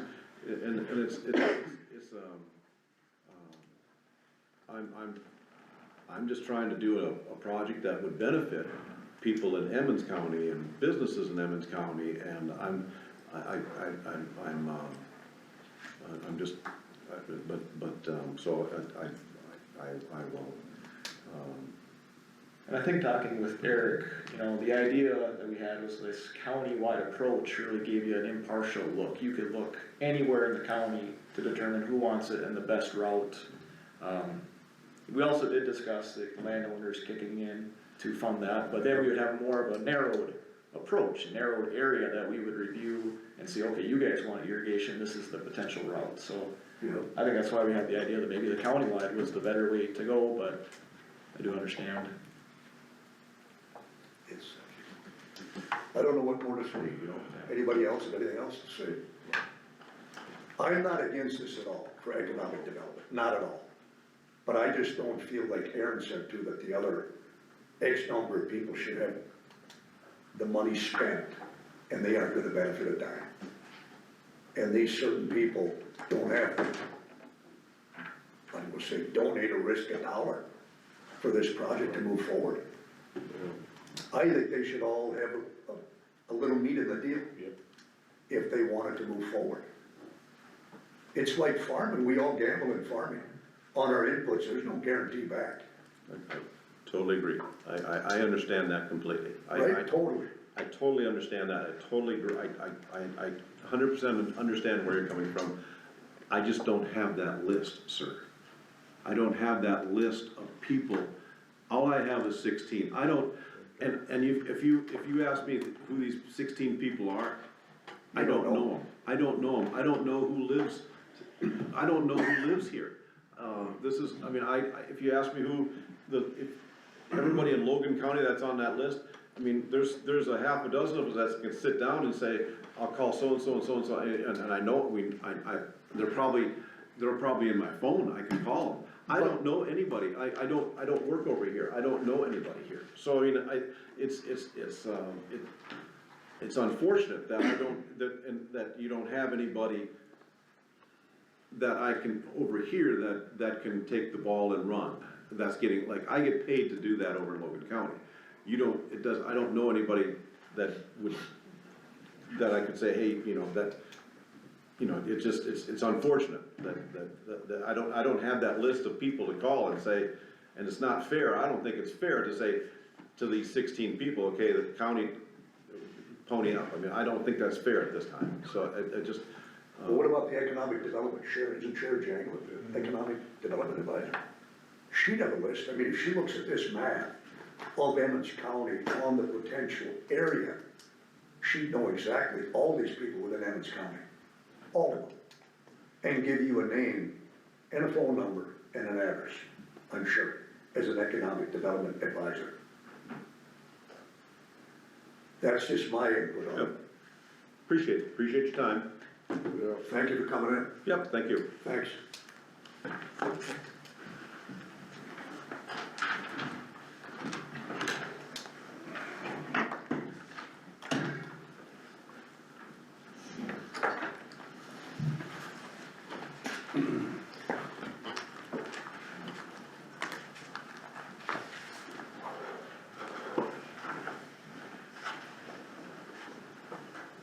You don't have donuts for everybody, that's just you guys. Thank you, Carter. You good for us, do you take one, thank Yeah.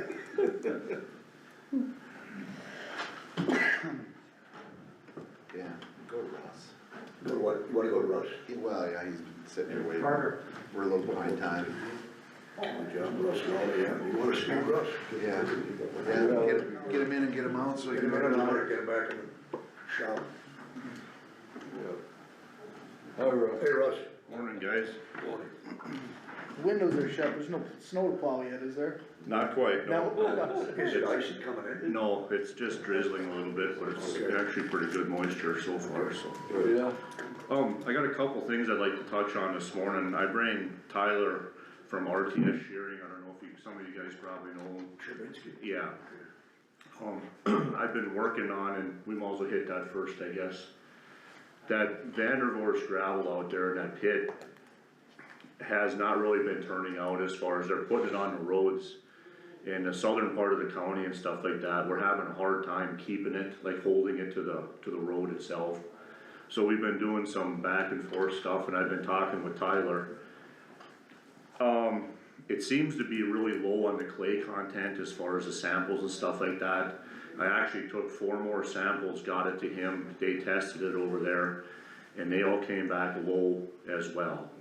So we've been doing some talking back and forth, and initially, I guess I can let him explain things a little bit more, but initially I was kind of looking at basically rerunning that pile to get the clay content up to where it needs to be, just to get it, because it doesn't pay to continue to put bad gravel on bad gravel. We're not getting anywhere like that. So after talking with Tyler, he probably made a lot of sense there. And he kinda was, there's a few different options, and like I said, we can talk on that again. He's gonna be in the area crushing down at, Rennie and Tom Hakes down there. The samples he'll show you here and stuff like that, that gravel came back very good on the clay quantity, you know, and it actually was a little bit shy on the rock, which the Vandervoorst gravel has the rock and is minus the clay, so long story short, if you could put the two together, you'd have what you need there to make this work. So we ran some stuff, some tests, and I got some stuff here for you guys you can look through, and I can let Tyler kind of explain, but if you want the breakdowns of how the gravel is out there, he can explain that to you and what we're kind of looking to change as far as the mixture of it. And I guess we can. Wasn't there a bad deal? Didn't Nick, wasn't he sick at that time? When they were mining that gravel, right? Yeah, we had to, it was, I mean, not to cast blame or anything. but No, basically- no, I'm not Basically what blaming, happened was, is no. there was a lack of sampling on a portion of that pile, and it wasn't meeting spec when we started sampling again, whatever happened, there was a week or 10 days where no one was sampling. And it got light, it got really light, and the reason from the contractor that I remember, again, this was, I think it's the first year as commissioner, so it was probably 7 years ago. They didn't have the clay put in it, like it didn't exist. Basically, we ran gravel that, it had some clay, but it just wasn't enough, and so they did the best they could. And it was kind of more of a class 5-ish, just like sandier rock.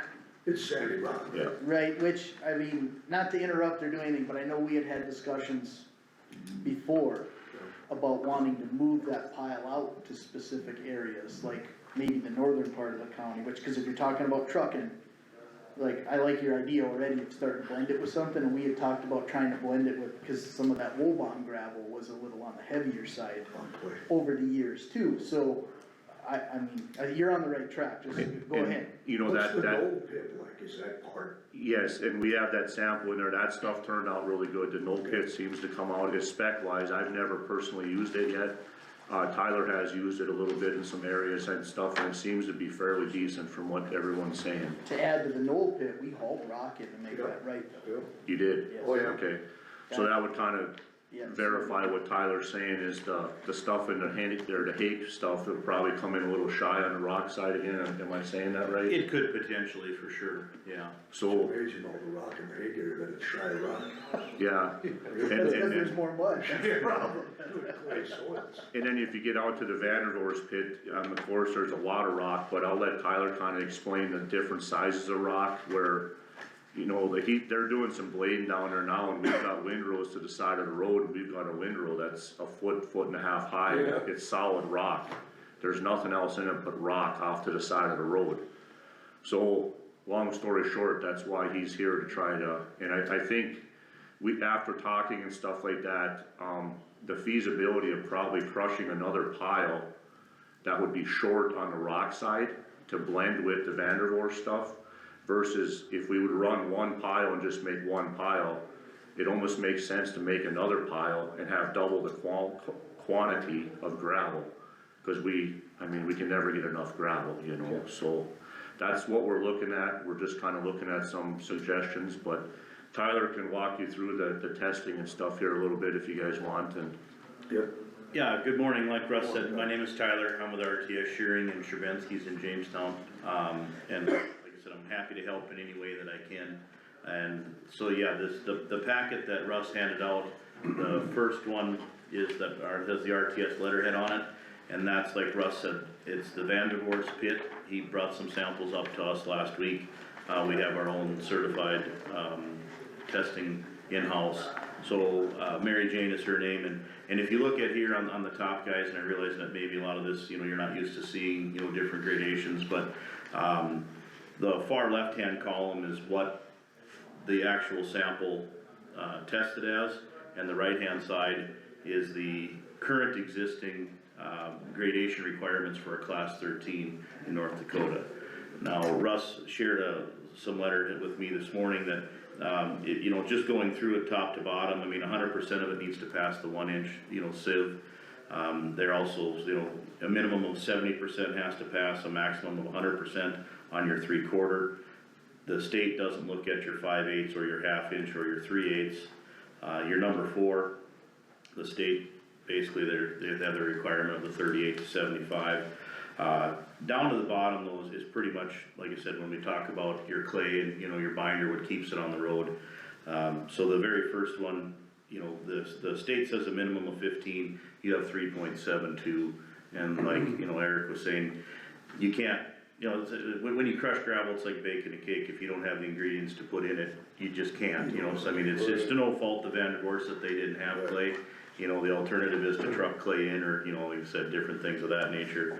That being said, you know, 3.72 is extremely clean, you know, and like I said, it just won't stay on the road, and you guys have experienced that. Yeah. You know, so, these test results just basically reconfirm what you guys already know. So that's basically these, first 4 sheets are all just Vanderhorst, different, areas of the pile that, like I said, Russ brought up to us. And they vary on that pile. It does. Emmons and those guys were hauling out there, and I said, is this pile consistent? He said, it's odd, he said, one spot, it's super gravel, and then on the other side, it's terrible, it's all sand and coarse rock. Well, and Tyler brings something to my attention, and I did not know this, I've been messing with this stuff my whole life, but when they crush, when they crush a pile, I'll let him explain that as well, as how we should be loading out of that pile. And we're doing, in a couple piles, we're doing actually opposite of what we should be doing, but. Yeah, to expand on that, I mean, most gravel piles look like a kidney. Yep. You know, they're kind of an arc shape, and you wanna load off of the end, never the side. And when you're loading off the end, you wanna kind of go back and forth across the end, and that's gonna get the most. Consistency. Yes, exactly, cause the side closest, the side closest to the conveyor, that'll have a lot of your fines. Yep. And the side furthest away is where your coarser material, you know, they just tend to segregate that way, and doesn't matter who crushes it, that's just physics, right? So, Kind of like combine engine. Yeah. Just like it. exactly, yeah, for sure. So, it's important that you always try to load from the end, not the side, and like I said, you move back and forth across the face of the end as you're loading out trucks. That will get you the most representative blend that is in that pile.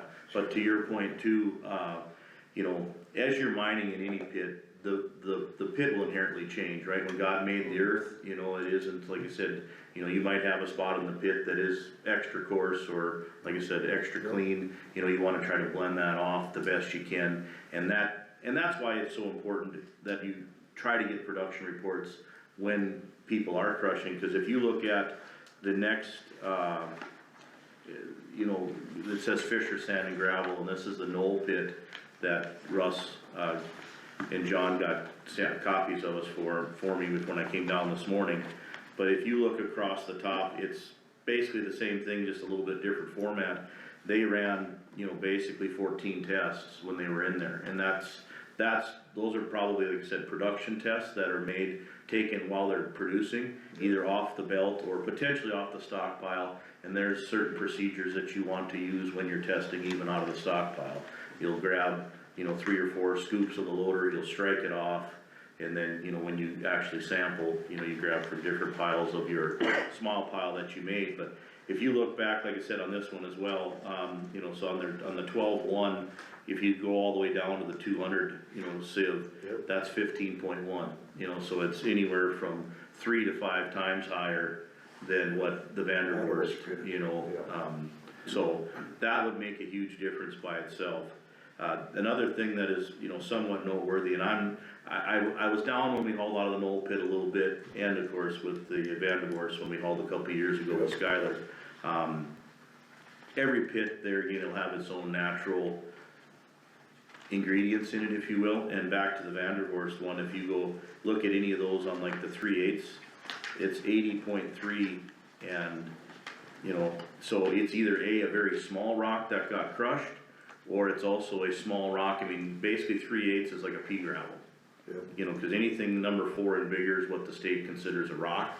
And so 80% of that Vanderhorst stuff, all the way down to where, like I said, 20% of that, between 80 and 60, is a very small rock. Now, it could be fractured, it could just be a small round rock, that was, you know, in the bank, so, you know, anything round, of course, and if you don't have the clay to keep it to the road, it's like driving on, you know, BBs or walking on marbles. You know, so that's, like I said, could be another reason, and not to pick on, like I said, the Vanderwerf's pile or anything like that, but that is another factor, I'm sure, like I said, if you just don't have the binder that's in there to keep that small rock in place, every vehicle that passes just helps it segregate even more, so. Well, and it seems like another problem that we had, at least like in the Woolbomb pit, is it almost seemed like it was such a big pile, it's always been a big pile at Woolbomb.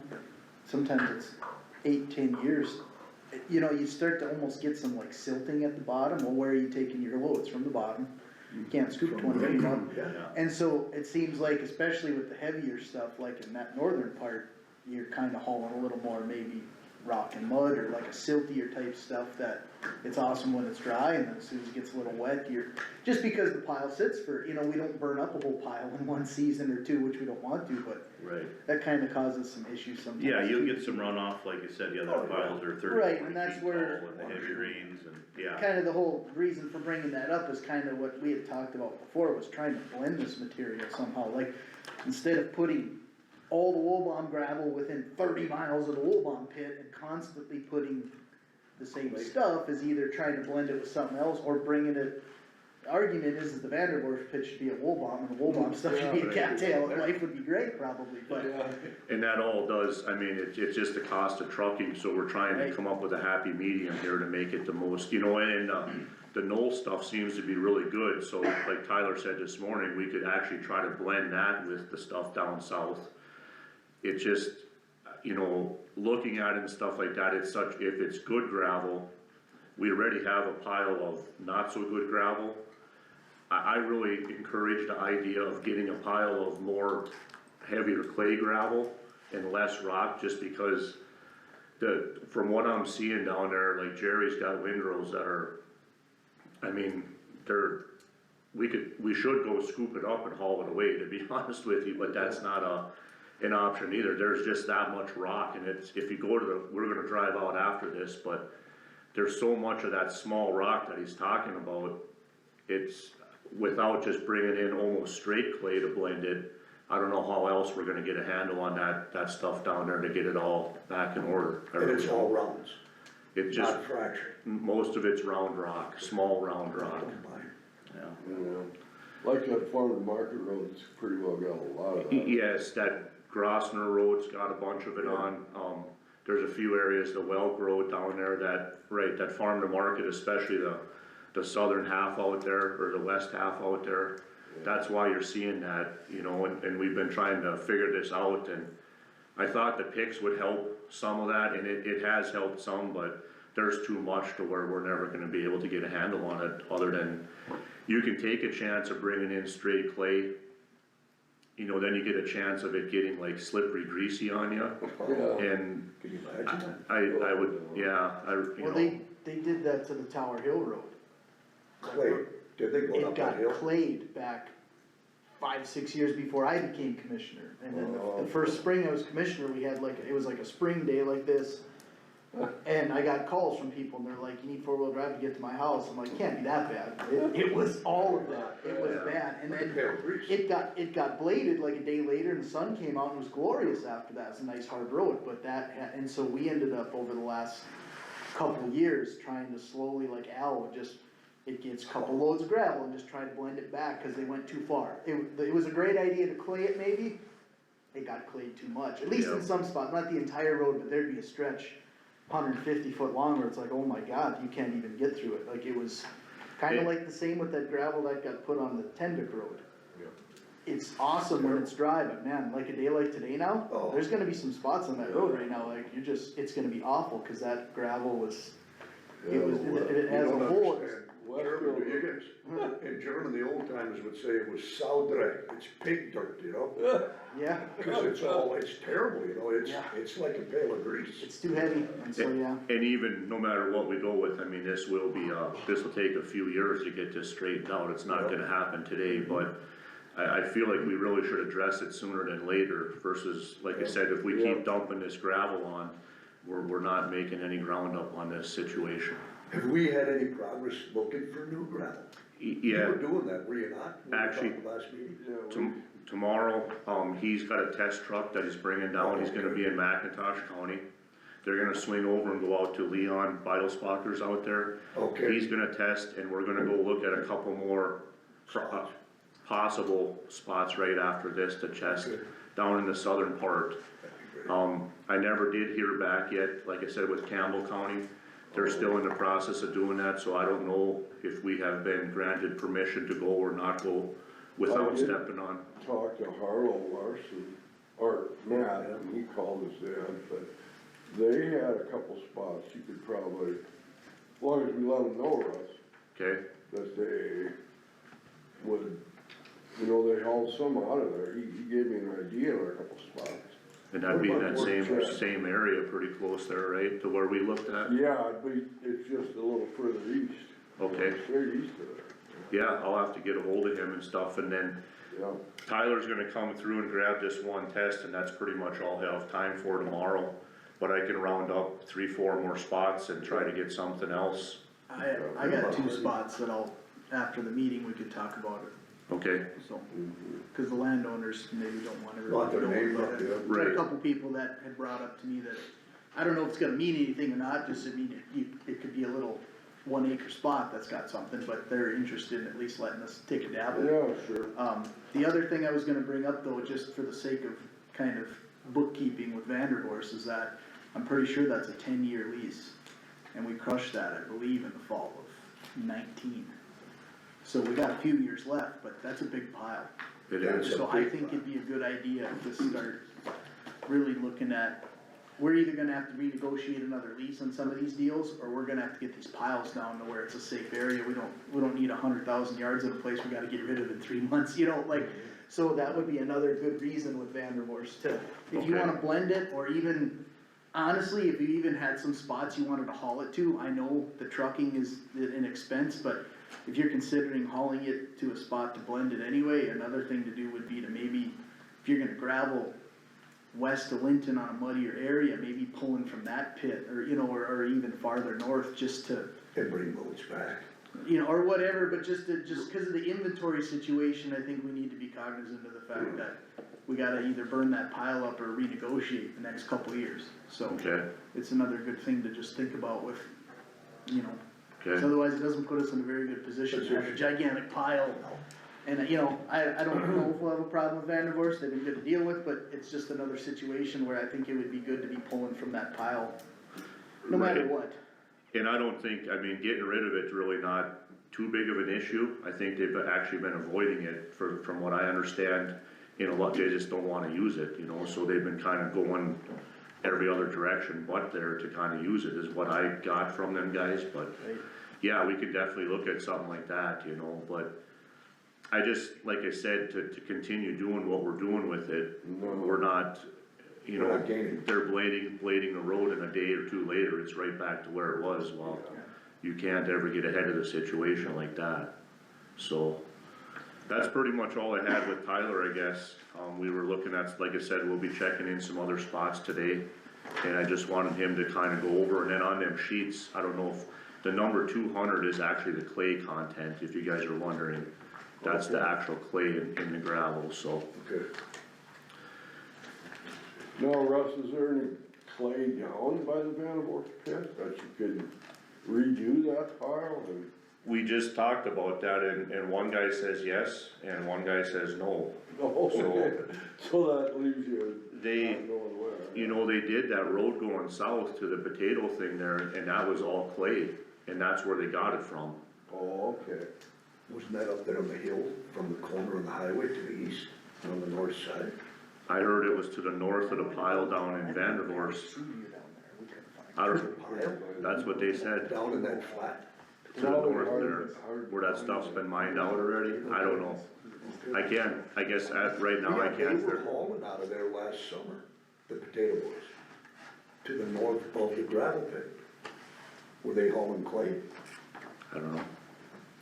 Well, they do haul, like, when they harvest potatoes, they get piles of like topsoil and things like that too, and they have to haul that away and stuff, so that, I mean, I don't know, I thought that they were hauling. They know they usually stuff. haul it because they have a big pile next to their conveyors and they Yep. scoop it up and And so they they. bring it back out. Yep, they take it out to the fields or, yeah, they got spots where they put it, so. But yeah, we're gonna run around and grab a few more samples today and then do some more checking and stuff like that. I just wanted to give you guys an update kinda on where we're sitting with that, and then we'll see how Leon's deal turns out. Okay, Stuff like that. sounds good. Russ had asked me about possibly reblending at Vanderhorst. My suggestion would be, it's probably, the costs outweigh the benefits of taking and rehandling that whole pile. You know, like I said, bringing clay in, finding it, like I said, you're probably best is just use up what's there, you know, like I said, add it to areas in the other parts of the county that need, you know, cause that is kind of the problem with, like I said, clay. If it gets much above probably 11 or 12 is my experience, at least in, you know, where I'm from, then it gets greasy, you know, like I said, a lot of what you know, experienced too, so I mean, it's kinda like I said, back to baking the cake, I mean, you know, if you have a pile that's already, like I said, on the upper end, that could potentially get greasy, you know, take some of that knoll pit, you know, knoll gravel or something that we'd have at Hakes, or somewhere that has, like I said, more binder, add it to what you existingly have in the windrow, and one of the suggestions I had to Russ is, you know, do a test section of a half a mile or a mile, especially where you have a foot and a half windrow that doesn't have any binder, you know, and then you're just gonna have to play with it and see, does it take, you know, does one load of the stickier material from Knowles go 100 feet, or does it go 200 feet? You know, have your blade there at the same time, you know, let them, you know, get the windrows equalized and mix it together, and, you know, you're gonna probably have to touch that more often with your motor grader, once you do, you know, land on the right recipe, if you will, but, by the end of that summer, I would think that you'd have it really thoroughly mixed and, you know, you'd have a good end result, but I would advise against taking and putting anything into the Vanderborst. I think it'd just be too expensive. Too expensive. Yeah, Yep, that's a lot of material. right. On the road. Appreciate it. Yeah, another question I've asked Russ too, and I realize you guys maybe don't have the answer, but the last few years, you know, we've come down and we've done some hauling, you know, for you guys, and I don't know if there's any interest in that, or if there's any, you know, potential for that this year, or like I said, we're definitely gonna be putting up a pile at Ren and Tom's, of our own, you know, so we can have for sale down here. I was visiting with Skylar in years past, and I mentioned it to Russ, you know, I don't know if there's a, you know, a need, you know, like I said, I realize you have the Knoll pit, and I don't know how much is left there. You know, the nice part about Ren and Tom's, of course, is it's right off the intersection of the two state highways, really accessible during, you know, any time of the year. So if the commission has any interest in that, depending on how much you'd be interested in, would determine, like I said, what we would wanna charge for the product, you know, crushed with royalty and everything, with the understanding that, yeah, you have, you know, so many years to get it out, and I could get that clarified with Ren and Tom. The other thing that we have some flexibility of doing, you know, as well is, like I said, especially with municipalities, we understand that, you know, budgets aren't endless. But we also have worked with many other cities and counties to do like a payment plan, you know, so much this year, so much, you know, next year. You know, we haven't typically gone further than 3 years out, but we are willing to, you know, look at that if it makes sense for all parties involved, you know.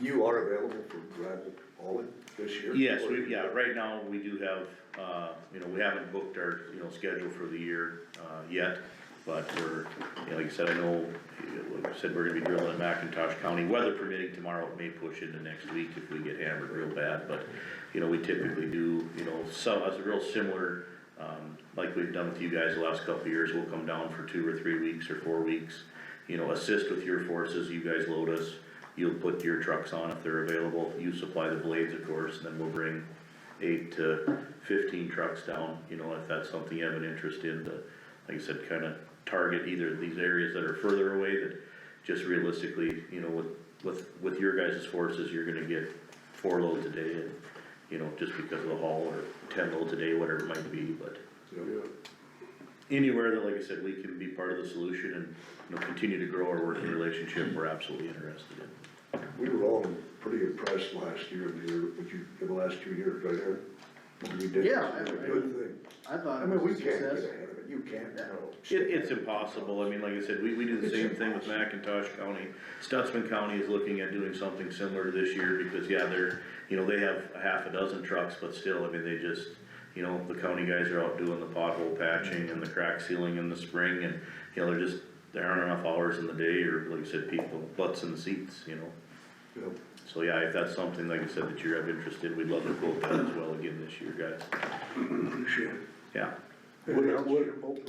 would it matter if we would be interested in, like, as Tom and Renz, if the county would be interested, would you do more or less, or?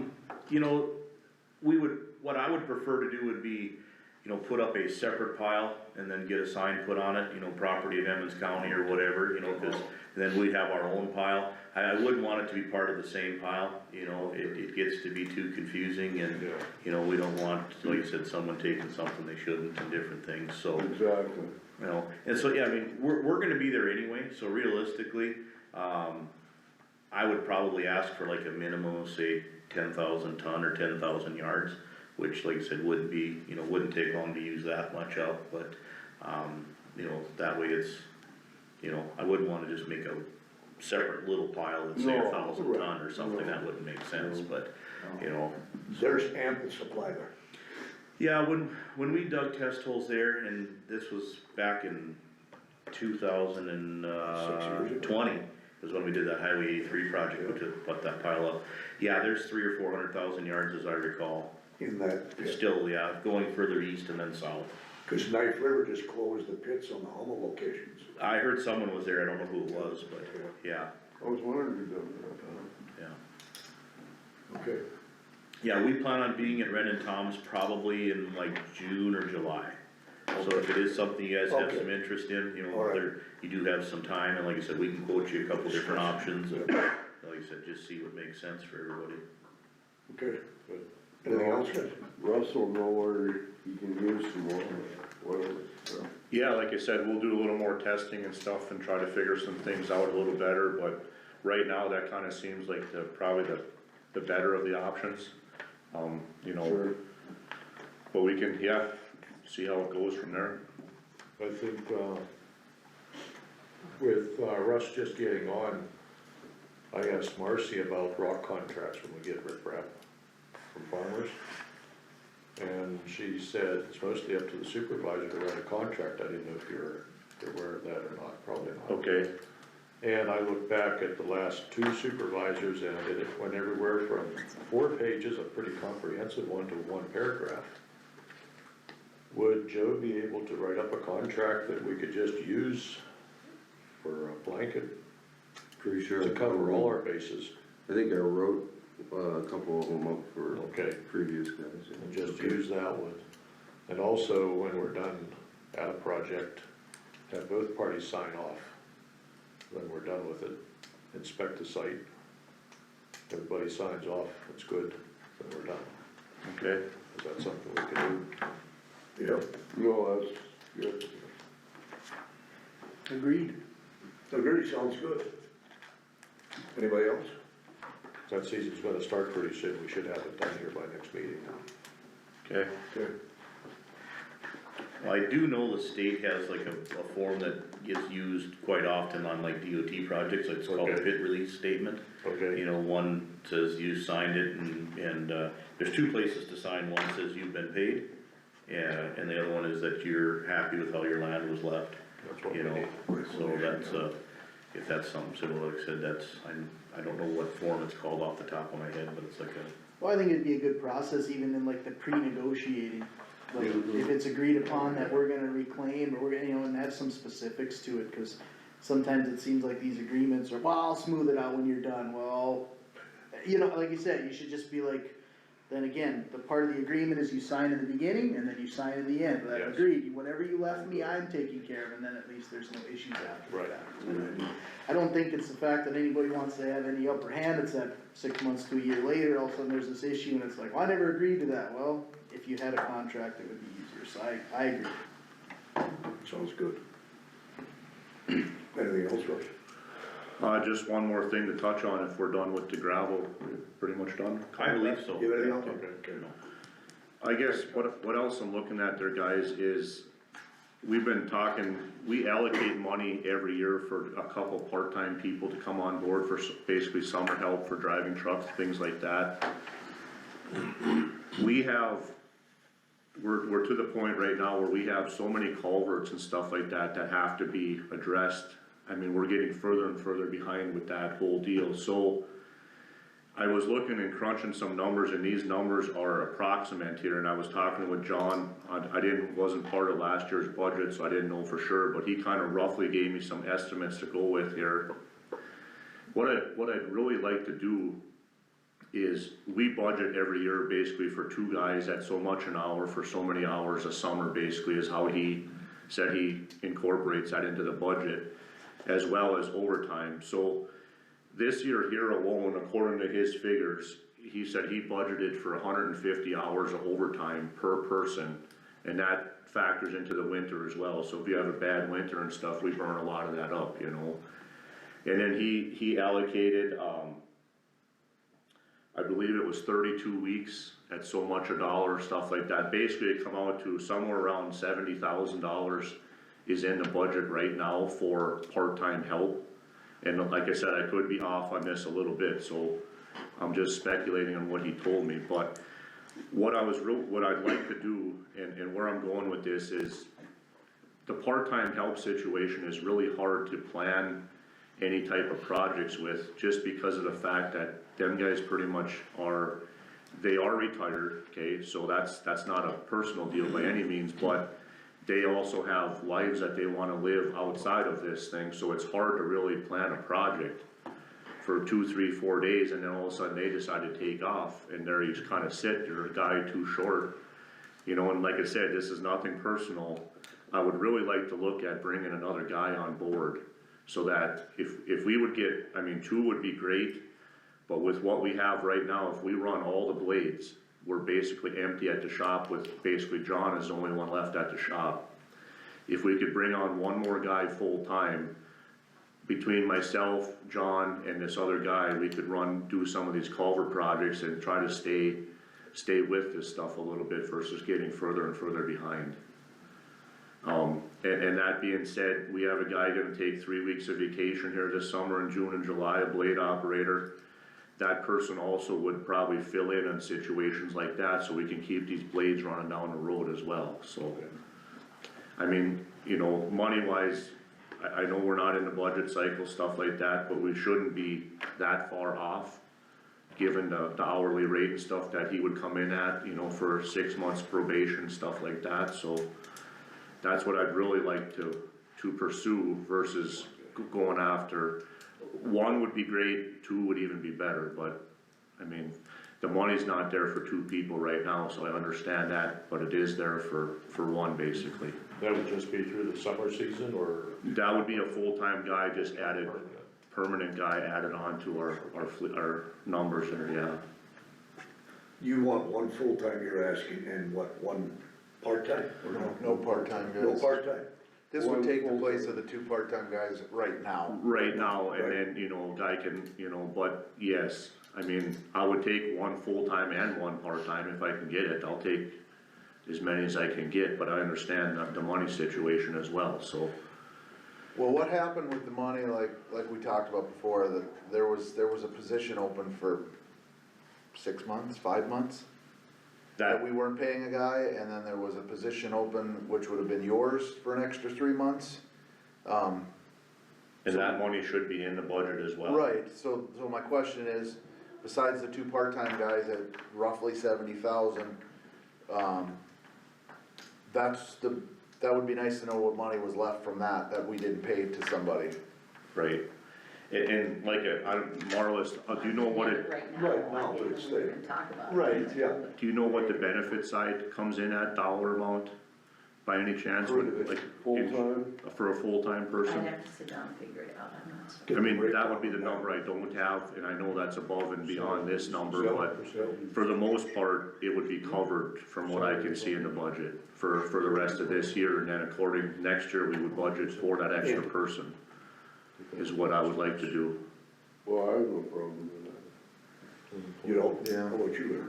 Well, I mean, the reason we had the part-time guys, it was easier to find a couple retired guys that still wanna work 3 days a week. I mean, I think if you can bring on someone full-time and match that budget number, which you probably can, I don't think that's a problem. I think we were just struggling for a long time. Well, we've always struggled to just, it's hard to get guys in here, and so that's where the idea came, and like, instead of having a blade operator position open for 6 months, it's like, you know, like some guys we know the guys that have been coming in the last couple summers, like, well, he'll come in 3 days a week, well, let's just bring them on, and then and so, I would argue that it's always kind of been a plan to probably bring on somebody else. It's just that it always kinda ended up getting left to, it's nice to bring a couple former employees in that knew the ropes, that, you know, wanted to come in 3 days a week and run a tractor, drive a truck, and we were comfortable with that for now, but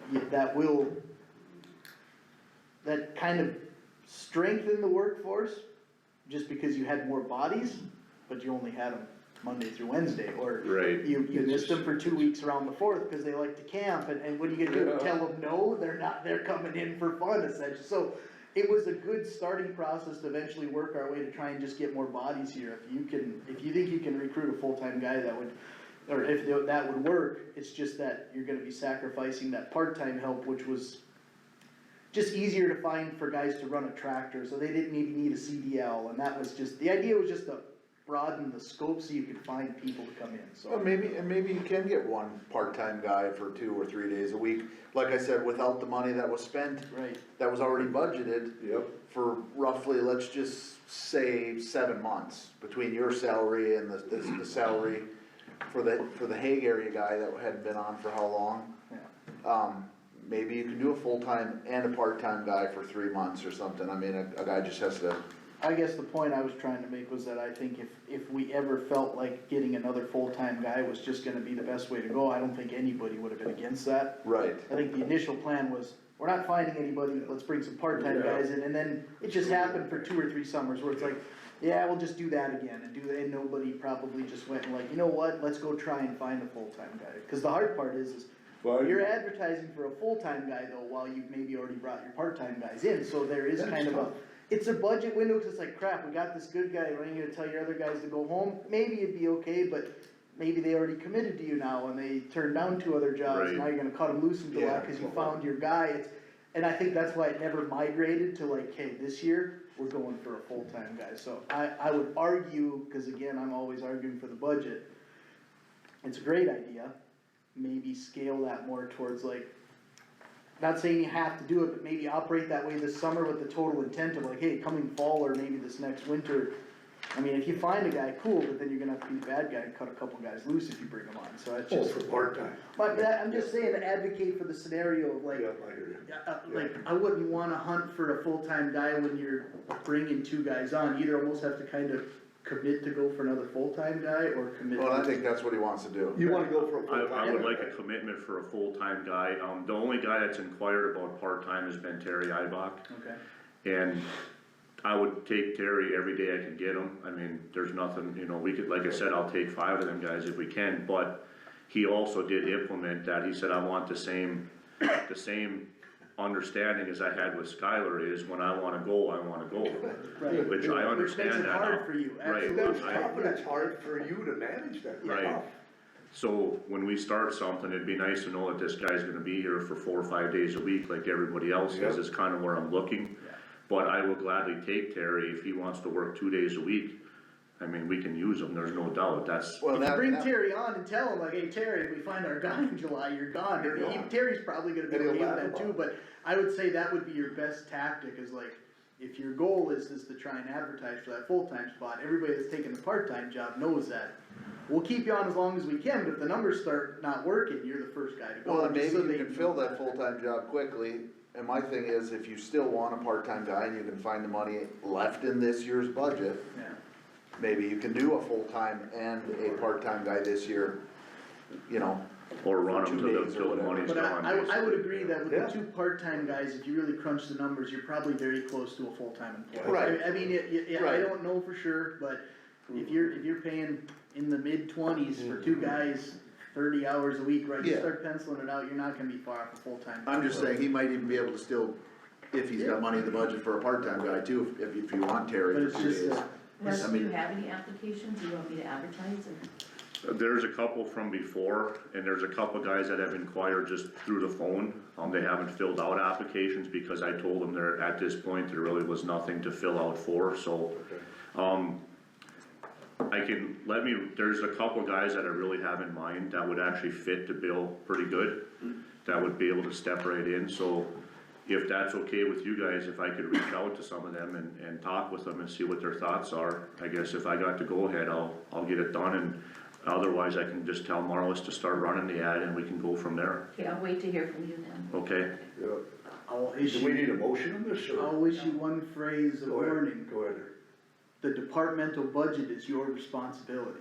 Yeah, So if you hire someone and it starts to become a budget problem, even though we give you permission to look at it and we can look into it with you, that's your responsibility if that goes over budget. So I would Okay. suggest making sure that before you move that bar that much further, you work with Marlis, make sure that we're at least in the same ballpark of like, yes, we can afford it, or it will be close enough, we can, you know, if we're $10,000 short at the end of the year or something and your budget is still looking good, but that line item for wages, we can, you know, you can take from your tires to pay for your extra guy.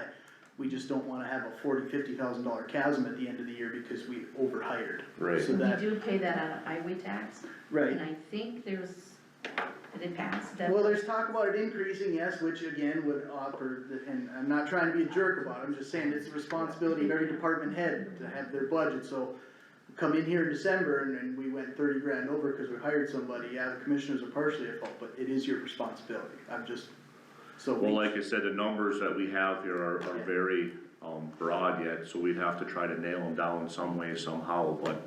And if that bill passes, it shouldn't be a problem at all. Right, and now those are the things I'm just saying, as a commissioner to a department head, make sure you just do your homework before we go, well, commissioner said we can do it, well, we're not all experts on the budget So on specifically that too, so. caveat, I think we all support that idea as long as you find the funding and you know you have the funds to do it, Yes. that we're not. Okay.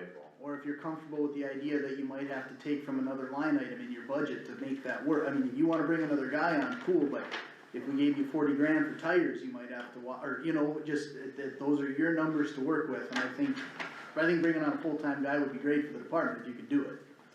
But just find out on the benefit package and all what it entails. Right, cost-wise. and, yeah, Yeah. make sure you have a pretty Make close sure that number you of got what a it's gonna number. cost before you put it out there, not that we get ourselves in some kind Get of. pinched. I think that's, No hard feelings, yeah. Yeah. I think it's a great idea. So, so that being said, we're gonna go for one full-time guy and no part-time, or is it the budget situation again, as long as we have money, we can hire What? 10 guys, I mean, right? I think if you can comfortably, my opinion is if you can hire a part-time guy, if you have it in your budget, I mean, obviously the full-time guy's your priority. And if you have the funds to do that, then you can move ahead with that, and if you still have funds available to do a part-time guy, use them as long as you feel you can use the guy to your benefit. Okay, you're also gonna find out within probably the next couple weeks if that highway tax thing goes through, cause the legislative session's almost over. And that would be a huge, Yeah. that's why I wouldn't get maybe such a big hurry, because you might find out you got enough funds, you might be able to do a part-time guy in that. I mean, just, it depends how much they raise it, what the final vote is. If they go up a few percent, you pull in another 150,000 on Yeah, that top of should what your happen. budget access is. should happen any day now, I would. And like I said, middle of April is usually the end of the legislative session or close to it. In the next 2 weeks, you're gonna find out if you have a little more money to work with, which would be, I mean, that's what you need. If you know you got that, then you definitely could move forward with IT. I think they're voting on it this week.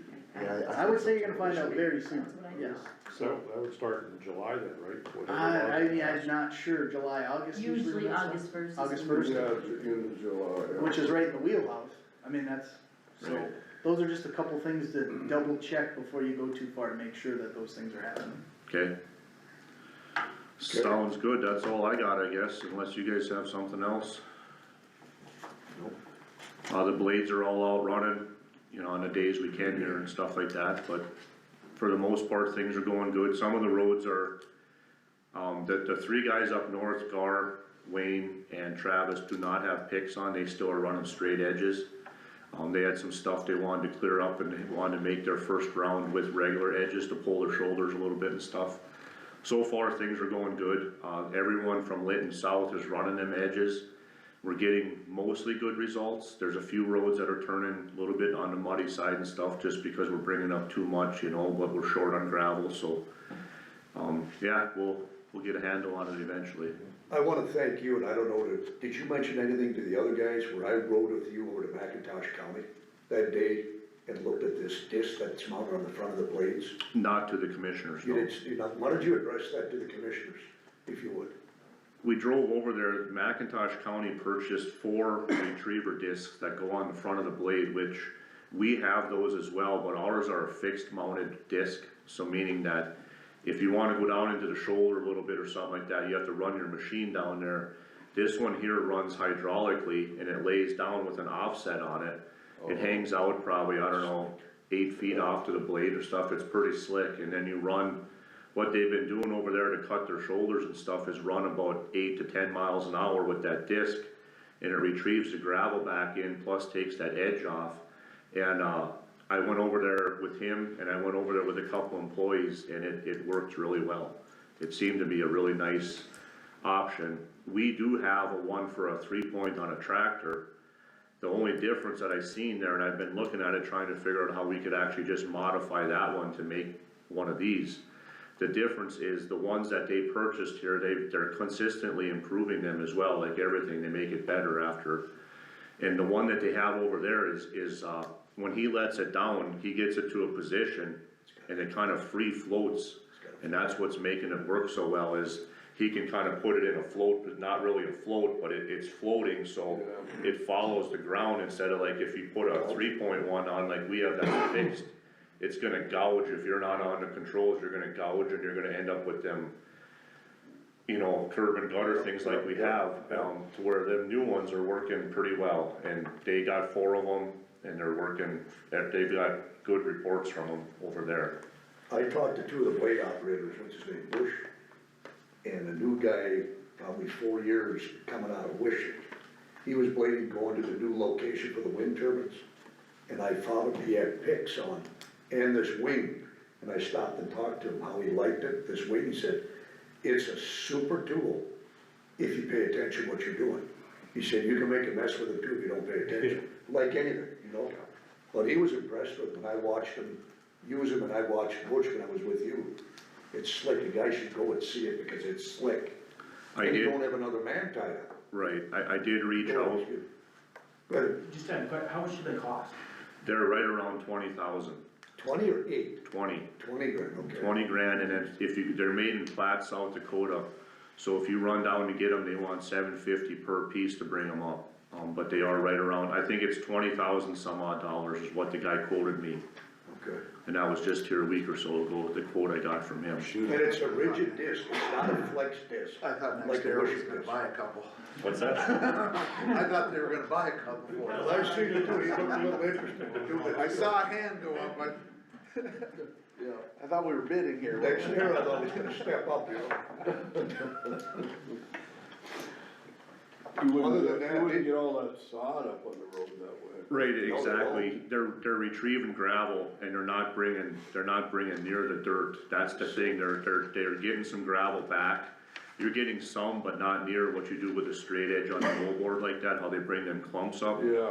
It's more ground up, and then, and the nice thing too is you can run down the road and he brings it in a foot or two, and if you want to, you can leave it there and just let it dry out even more. So it works really well to where it grinds it up to where the wind actually a few days, once it dries, the wind will just take the grass and just kind of throw it away. Yeah, it's slick. So, yeah, they work good. You gotta run over sometime and take a look at it, Jim, as a farmer, you'd be impressed, yeah, you guys would be impressed with it, it's slick. The welding, they could improve a little bit. The what? The welding, the manufacturer on that deal. I'm just looking at your budget, I don't really see a spot where you can, I know you said something about picks too, so that's kinda something we probably need to budget. I mean. Those will be coming through today. We got everybody a set of them now. Okay. So after today, those will be out of there, but there's gonna be some changes to that coming through after. Did you get one of these? I didn't email you one yesterday, I forgot, I'm sorry. Yep, no. I'll email you one. So you got the picks, so next is these things, if they are something that you think would work or, Them discs, yeah. Yeah, I looked through the numbers and it's there as long as nothing bad happens or, you know, we don't have, I mean, that's the thing, you kinda, it's, right now it's there, but 2 months from now it might not be there no more, so it's kinda hard to justify, but it sure would be nice even if we had 1 or 2, just to kinda spread through the county. And the thing with that is you only got a window, you got from now till maybe another month from now, and then that window goes away once the grass grows. You know, so it's a pretty short window to use them as well, so. Is there any chance a guy could demo 1 or 2 just for now and with a chance to purchase later, so at least you could get one now? Would they do that? They actually had a demo here, the guy, when I talked to the guy, he said that he was up here about a year ago and demoed one for Emmons County, nobody was able to be a part of that, I guess. Well, I know we messed around with discs, but I thought they were the fixed ones like on front, I didn't know if this was a different one. But- Yeah, So, and I possibly could, he did say that they had used ones, and I actually inquired if they had some, and he said they very seldom get a used one back. Tell them that they should come up with a demo and give us a used price when they're done using it, and we'll buy it from them. yeah, there you go, scratch the paint off and then we'll buy it for used. I mean, I do have a video that I could give to you guys if you wanted to watch it, Does They Logan, did get that to you, Bush, okay? does Logan have one too? I do Well, not, cause I was over at The only Logan, thing I seen on Logan, I was in Napoleon yesterday, was they got rakes on the front of theirs. well, I was in Logan yesterday, coming back from Beaver Lake State Park there, and we came out by the Bitts feedlot, and whoever did that road, it almost looks like the right first there it is, foot. Josh, that's the one right there. That Yeah, first look at that. foot, like, looks like it got disked, but maybe theirs is a fixed disc like ours is. And then there's that hinge point on the top, right below the cylinder. Yeah. It's probably how much leeway, Russ? 8 inches? Yeah, it can move quite a ways. But I mean, that's pretty much what it does It there. takes that curve off.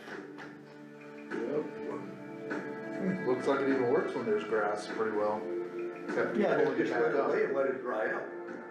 You said we had one for a tractor, right? We 'Cause do. I know we've had people come in before with this idea, so. We have one for the 3-point, and we do have some for the front as well, but they're a fixed mount, so it's a little different system. This one here, like I said, that free floating thing is a pretty nice option for it. Sweet the way it scrubs. Looks like you can travel pretty. And the thing was, it doesn't, if you know what you're doing, it doesn't gouge and take the root mass off of that ridge. So when you get moisture, the water can flow off and go down into the ditch area. You don't have that curve no longer, and still you got roots over that soil. And it'll green up. And it won't take all summer to get the roughness out of the road Right. with that sod, all them chunks, that's a bugger on it. And this is even aggressive here, when the ones we seen, it was brown, dead grass, and it worked even better. It didn't even bring up the, I mean, There was no I green. mean, when it's green like that, you'd almost want to mow it though, wouldn't you, just to kind of cut back on that? you would, Yeah. yeah. But yeah, they're pretty slick. I was impressed with when I see it, Mike running. Well, if they let you demo one, I think that would be a bad. I think they'd come up and demo it, wouldn't they, Russ? I'm sure they would. you Sure know. they would. Like I said, I mean, they were here a year ago, I hate to kinda, Oh, right. I mean, I can ask them, but I feel Different group of guys, yeah. different mindset up there maybe, Yeah. is that what I should tell them? Yeah. Yeah. Okay, I'll see what he says once I can see what he, reach out to him again, but like I said, they were 20 grand a piece, which is, I mean, How much is the one worth that's on the 3-point of the tractor? I don't know if they'd be interested in trading that in or not, I didn't ask them that. And we do have 4 or 5 of them other ones that are fixed mounted ones as well. I don't know if they have any interest in that stuff at all or not, you know, What, put them online, can you sell them online or no? could try. I don't know what kind of market is out there for that stuff, I guess. Had pretty good luck selling stuff through Steppas over the last couple of years though. Have We sold that, what was that, ditcher or whatever that Francis had bought or whatever, and then we weren't using it because we didn't have a big enough tractor. And we sold that, and I think we got all our money back, and I think we sold a couple other things on Steffes. I mean, you gotta pay a small fee, but it's a pretty good market. We actually, that being said, I do have the scrapers up and running, all three of them are up and running again. They do run. From what I can see, we got them serviced, or are servicing them right now. I drove them all, got them all started, drove them around, checked them out.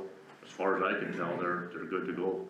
See, and I was told, it didn't Scott make mistakes, that they were all, two of them were shot, we need one new one. You want to get rid of I it? wanted to get rid of Well, them, didn't the two cats, we got one in there now, and we're gonna bring the other one in. I'd like to service them and get them ready to go if we do need them and stuff.